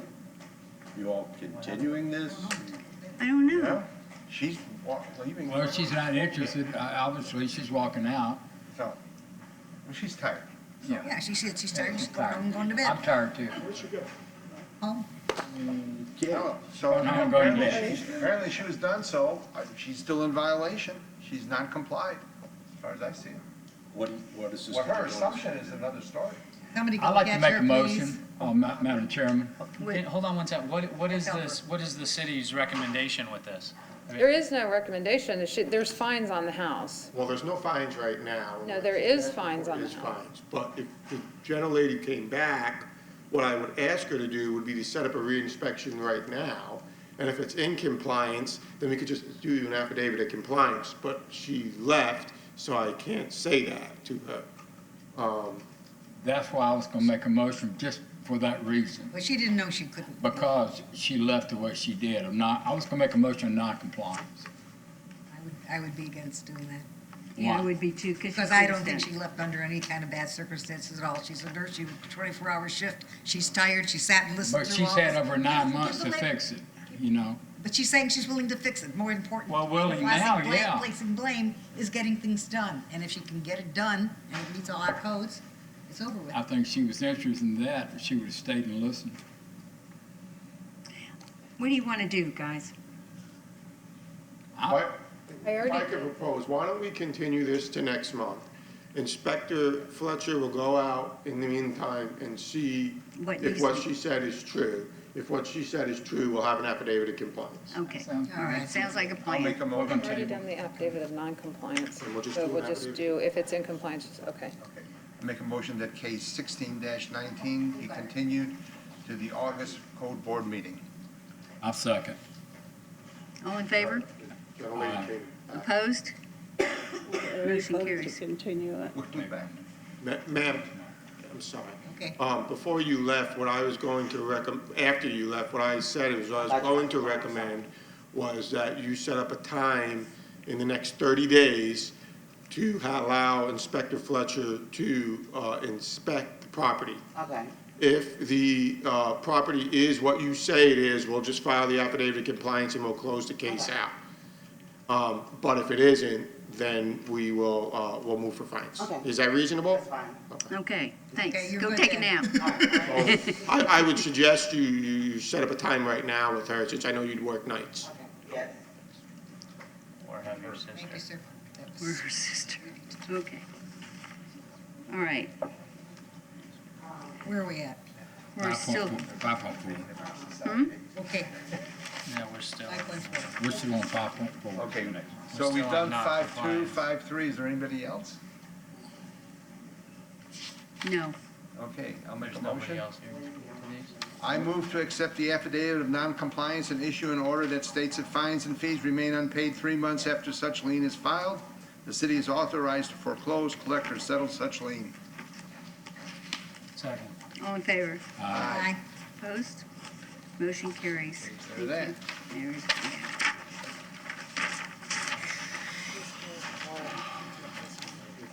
Other board action, huh? Case 6.1, item 6.1, case 13418. Consider request by petition. What? You skipped right past 5.6. She's here for something and we went past. I don't know, what is your name? She's It's 5.6. under Muhammad Abdullah. Muhammad somebody? She asked, was there anybody else? He asked Well, if there she was didn't hear. anybody else. You didn't respond, ma'am. Well, that's all right, that's okay, we'll go back. We'll take care of it. I thought you were going to do the 5.4. We're gonna do yours right now. Right, you ready?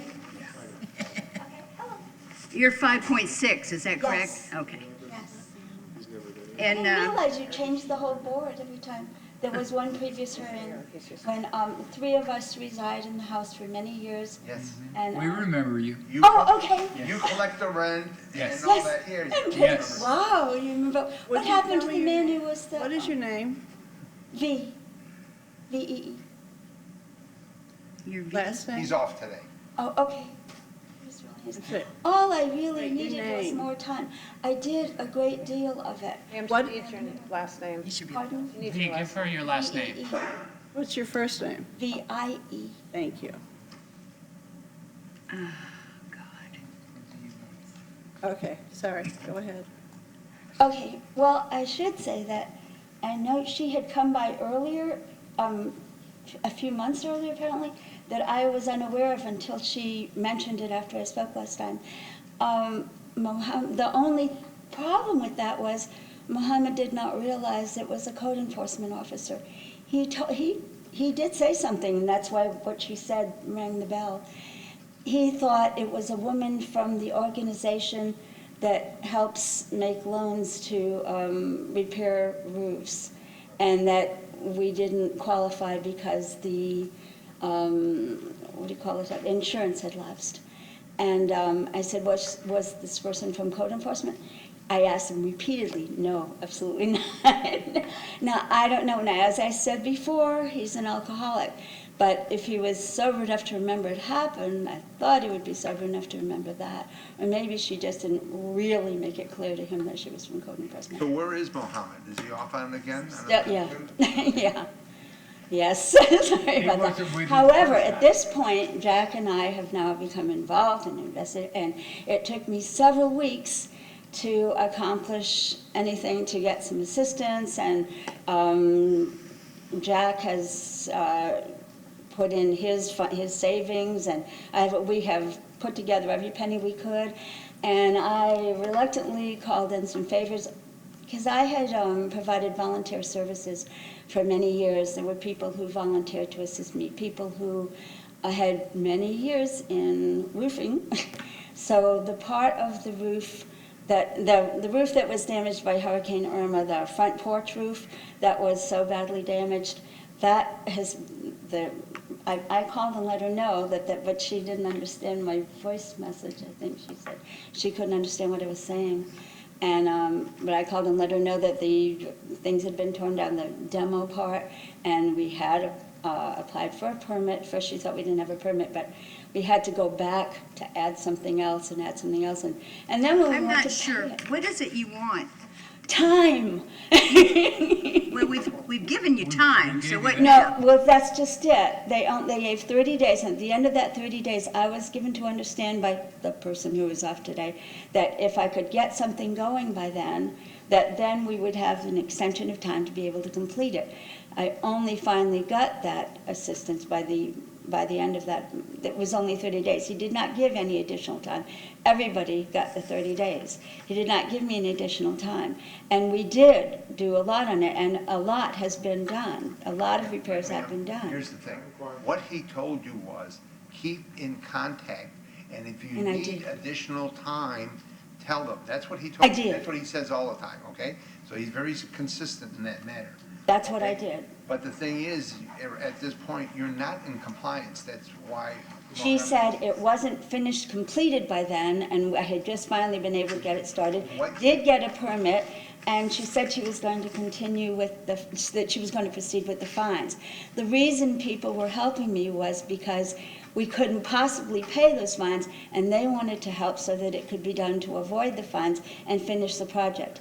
And then when I called her about it and asked her more time, she said she couldn't talk to me. She refused to talk to me. A week later, Vicki, one of the volunteers called and she talked to him. And she told him not only was the $200 a day fine, but that it was being tripled. Which, you gotta be kidding. And, Excuse me, and just then a they minute. stopped helping because they weren't going to, We can't triple it. because we were gonna lose the house anyway. Would you have a seat just a minute? Okay. Inspector, would you please? There's some confusion here, Miss but Fletcher, I yes. tried so hard and did get Well, one. not hard enough. Okay. Is there anything you want to ask me? Yes, explain this, please. When was the last time she was here? I forgot. Yeah, I know. I remember your case, but it's been a long time ago. March 27th is when the. March 27th. Time flies. Yeah. I knew it was longer than 30 days. I was here when you were here. It was back in March. Well, they stopped helping after that one. Well, let's hear from Miss Fletcher. Maybe she can shed some light. Well, I can tell you that I did speak to her. I couldn't give her all the answers she wanted because she was not the homeowner, and there was things she was asking me that I couldn't tell her because she was asking me about permits and this, that, and the other. There was no permit pulled at the time when it was supposed to be in compliance. However, I did go out to the house because I did receive a call from a gentleman who said that he was doing the work. He didn't realize that they needed to have a permit. So I explained to him that they would need to have a permit. And I told him, the worst case scenario is the fines, we will do the affidavit of noncompliance, and if you do get the work done, you can always come back. There's a possibility that we could reduce the fines, there's a possibility that we may not. It's not up to me. I did speak to her, though, as far as the exterior storage, and she told me that she had bought some outdoor paint and painted the indoor furniture with it, which should make it okay to be outside, which I explained to her it wasn't. So that's why the exterior storage is still an issue in violation. The exterior surfaces are not done, that it has not been painted. They did rip the roof off, but there's nothing there. So now we have a house with vines and stuff growing over the walls and into where the roof was. So, if you hold on just a moment, I'll show So you. no roof in this Fletcher? Okay. There's no roof. No roof. If there is, I can't see it, is all I can tell you, but. The whole house, it's only a section where the You can't speak from the, you need to speak. Ma'am, Okay, so this Need is to the wait. front of the house, and if you look right here above this window, that's where the roof was falling in, and that's the roof that is now gone. There's nothing there. it's a neighboring. And this is a close-up picture of it. These were just taken a couple days ago. That's the part of the house where they ripped off the roof. White ponds. So, Madam Chairman, I think the part of the problem is that this lady lives there and she's trying to protect her living space, which I can understand, but at the same time, she's not the owner. Right. And we Mr. have Mohammed been out doesn't and talked to respond. Mohammed, Huh? another person that works for the city. We have been out there. We went out there to talk to him about possibly him getting a grant or a loan through the city to fix it, and he refused it. He said he didn't want any part of it, which we found out a couple days later he wouldn't have qualified for it anyways because he doesn't have homeowner's insurance, but he let us know right up front that he had no intention on fixing it, and nor did he want a loan that he couldn't pay anyways. So I don't think there's anything we can do here other than find that the property is not in compliance, that the owner is not responsive, and you have my sympathy, greatest, no ma'am, you have my, the chairman has to tell you that. You have my greatest sympathy, but I think we need to move along on this thing and close it out. Remember, when you hear Mark, we said you're a very nice lady, you're trying, it's not collecting rent. We would love to see you move out of that house. Moving is cost prohibitive. I've checked into it. Okay, we can understand your quandary. You're not the owner. It's all three of us. I'm not the only one. I know, but you're not the owner, like the Madam Chairman said. Madam Chair, may I just inquire on one point of the gentle Please. lady? She needs to Ma'am, speak in the. Does this gentleman, Muhammad, is he aware of these proceedings? Have you talked to him about what happened last time? You told him? No, not recently, no. But did you tell him what happened last time? No, I haven't been able to tell him that. Jack saw him since then, and Jack also is an alcoholic. Who the hell is Not Jack? as bad as Muhammad. She needs to speak into the microphone. So, Just let it fly. Could you go to the microphone? Yes. Record. All right. Okay. But since then, Jack and I have become involved, which we were not previously, and invested in it, and invested in the house, and with everything we could, and done everything possible to try to make repairs. The worst problem actually was the front porch roof, which has been repaired, and there is now a new front but the porch. question is, But it's not painted yet, it's hard in the wet. Does the owner know all of this? does Muhammad know about this code enforcement proceeding? No. No. As soon as I see him again, Jack did not tell him.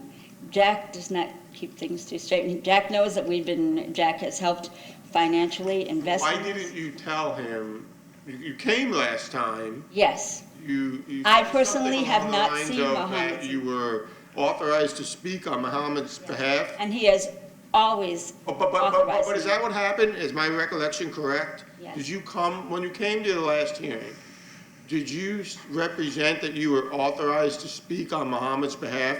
I represented that the three of us were residents and had an interest in the property, and we're trying to save the house. And that you collected the rent. And go and pay the utility bills. In fact, when I leave here, I have to go pay the water bill today. So what is Muhammad's address? That is his address, but But where does he live right now? I have If I needed no to get in idea touch where with he him, is how do right, I- right this minute. I have no idea where he is. Where do you send the rent to? Okay, Mohammed, there was a problem previously when Mohammed was given the rent. Mohammed, drinking more and more, spent it and didn't pay the utility bills.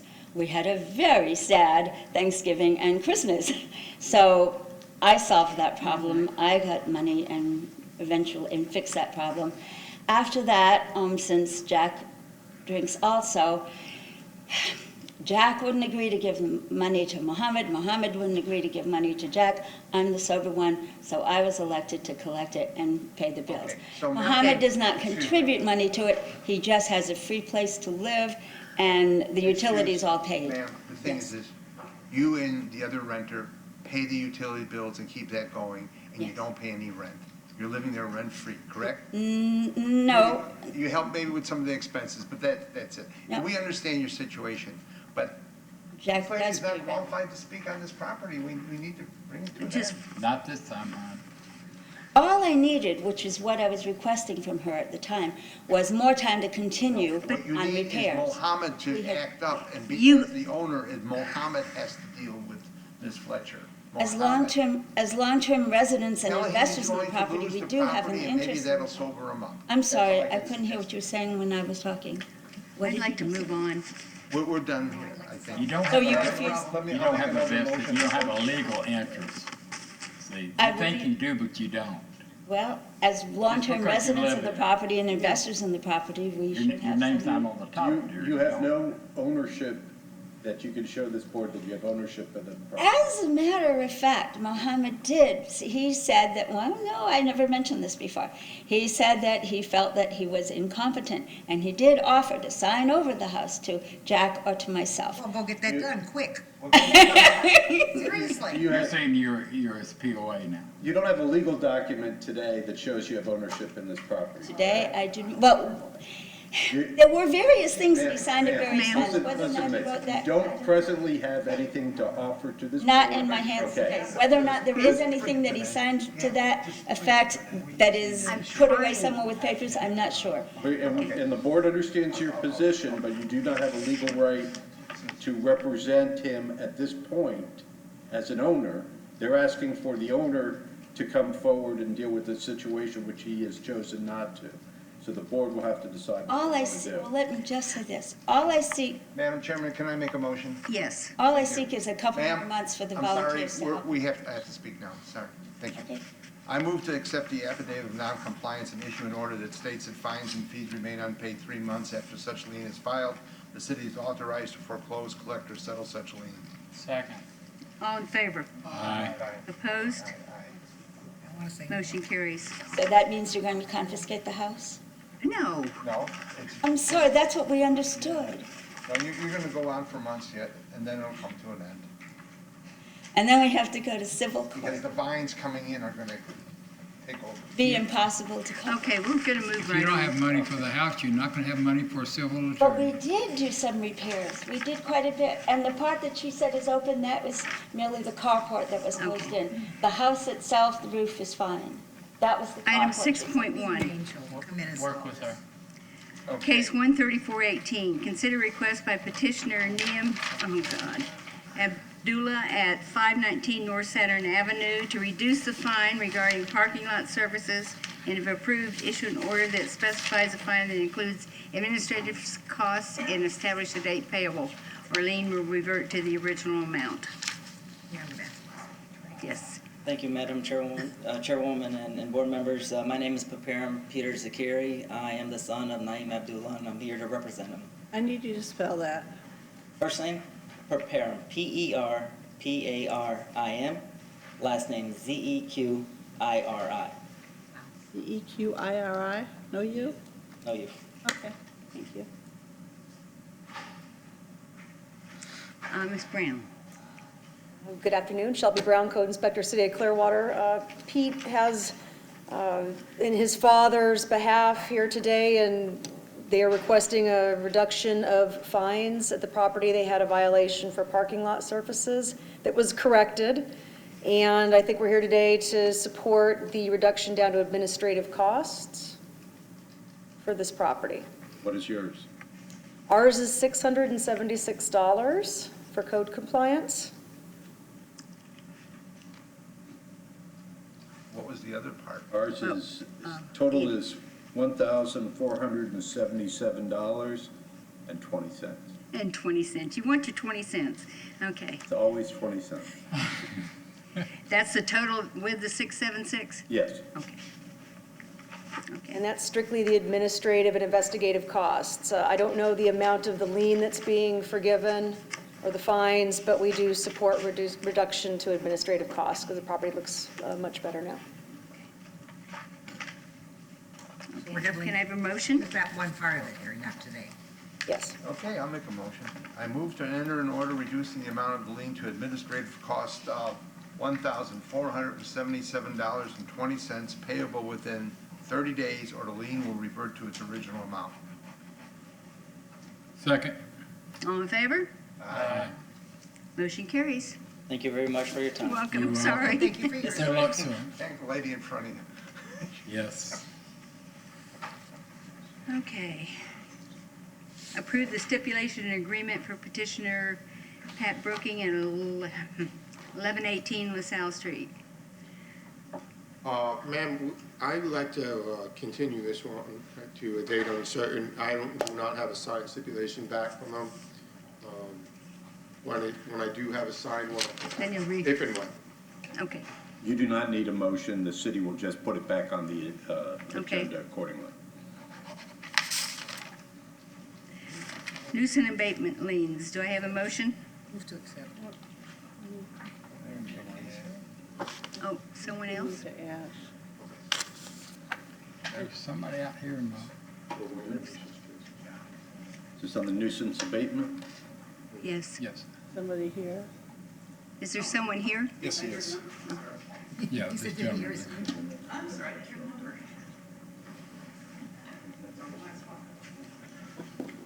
Please state your name and address for the My record. name is Glenn Shamusko. I live at 1565 Gentry, and this isn't my first time here, unfortunately. And he's a what? It's 7.1. 7.1, case 130-19. Yeah. Yes, sir. Did you want to address? Oh, I'm sorry, I thought you were going to have the inspector come up. What would you like me to do? Pardon me? What would you like me to do? Why are you here? Right. I'm here to represent the property. This has been going on way too long. I've had many problems trying to get all the stuff off the property. I am still trying to get the stuff off the property. I want to live there. I don't want to lose the house. I'm asking for mercy, basically, because it's been going on for almost 3 years. Oh, wait a minute. 2.5 years. And one of your What's that? violations was your lot clearing? Yes, that's what it is. What I did was back in 16, I left the job I was at. I didn't have any more money coming in. I had taught other people how to install alarm systems. They halved my money and then they quartered my money. So basically I worked myself out of a job. I took the opportunity. I was going to work on the house. I started sanding because I hate light blue. That's what's around the top of the house. It was peeling anyway, so I was going to fix that. I wanted to get out of my storage unit. That was costing me $130, $140, so I was going to bring that stuff home. I have an auto accident I was in years ago, sciatic nerve problems, and a hernia, testicular hernia. Sorry, I'm really nervous. I'm a high-strung person. But that flared up when I was moving the furniture out and all that, because I had all my stuff in a big garage. It was a storage unit, and I was bringing it home to go through, get rid of some of it, bring it into the house. I'm taking over the house because my parents had died. They put it into a trust, and I'm supposed to be the beneficiary of it. Have you been here before? Yes, I've seen you. I remember you. I mean, this is going on way too long. Okay, but, if you have a seat, let's hear from the inspector. Yeah, okay, I'll just explain it. Okay. Yeah, okay. Hi. How are you? I guess I'll present. Sure.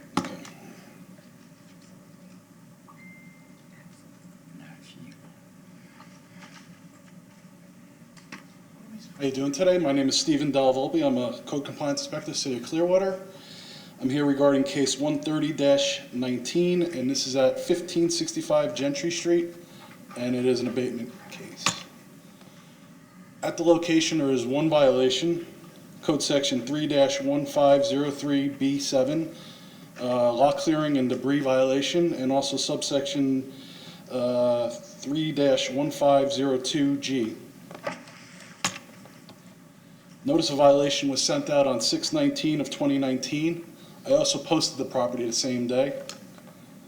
The compliance date was 7/19/2019, and certified mail receipt was received on 6/24/2019. This is a picture of the front of the yard. Front of the yard, it's rough. It was a little overgrown in spots. As you can see, if you look up close to the front of the house, there's some random debris there. You got a tire in where the door area is. It's packed full with plastic containers and other different items in there. A random car parked there too, huh? Yeah, that was there when I got there, yes. That's his vehicle, which he has moved and does run and all that. This is a picture of the backyard. Now, as you can see, it's pretty well overgrown. It definitely needs to be cut. It's definitely over the 12-inch rule that we have. As you can see here, there's more items, ladders, lawnmowers, plastic milk crates, was the best way I could describe them. Okay, so when's the last time you've been there? I was there on the 19th of this month. June 19th, yeah. Yeah, no, the 19th of this month. July. Oh, this month, July. Okay, so I haven't gotten there yet. I got pictures looking of at those. that picture, has anything of that improved? Not really. I do have pictures I could get to. I'll show you. Yeah, that's, Again, more overgrowth. There's a screen door. Looks like a cooler, more plastic containers. so since it hasn't improved and hasn't met the deadline, you're here seeking a lien? We're looking to abate. I'd like to clean the yard and have it cut. Clean it up and have it cut. Okay, so what would happen then is the city would see that the work is done, Correct. and then that money would be billed to the property owner. Correct. Right. Okay. To file a lien. Sir, just a Well, they're minute, good. just a minute. And they would clean up all that stuff also? Our contractor would do The it. contractor would do that? What would he do with that stuff? Put it in a dumpster or pile it Not in sure where his? it goes after that. I assume he throws it away, unfortunately. So they would remove it from the property? Correct. Okay, thank you. So you're asking us to authorize the city to do that? Correct. Okay. Why don't you finish up your... Yeah, finish. This is from 7/19 last, I believe, Thursday that was. It's a picture of the front door. As you can see, it's packed in there. And this is the front yard. Yeah, he did cut the grass, but it does still have the stuff up front that needs to go. Well, the door jamb, that's fire code right there. This is the side of the house to it's the left side of the house, so opposite the garage to the backyard. It's got, there's a scale in there, plastic, more plastic containers, Okay, so window frames and stuff like there's a that. lot of stuff. Correct. Again, this is the overgrowth now. It's gotten a little worse in the month with all that rain we've had. Potato plant. And I'll let the board deliberate. So you recommended the city come in and... Correct, sir. Yeah. Why don't you show, put the slide up with your... Are we giving a deadline of anything, or? I'll read my recommendation I have here. The recommendation I have for case 130-19, again, it's lot clearing debris violation, requesting compliance on or before 5 days from the date the board renders. And we're asking the board to authorize the Code Compliance Division to take all reasonable action, including entry onto the property, to abate and maintain the nuisance and charge the violator with a reasonable cost which would become a lien on the property.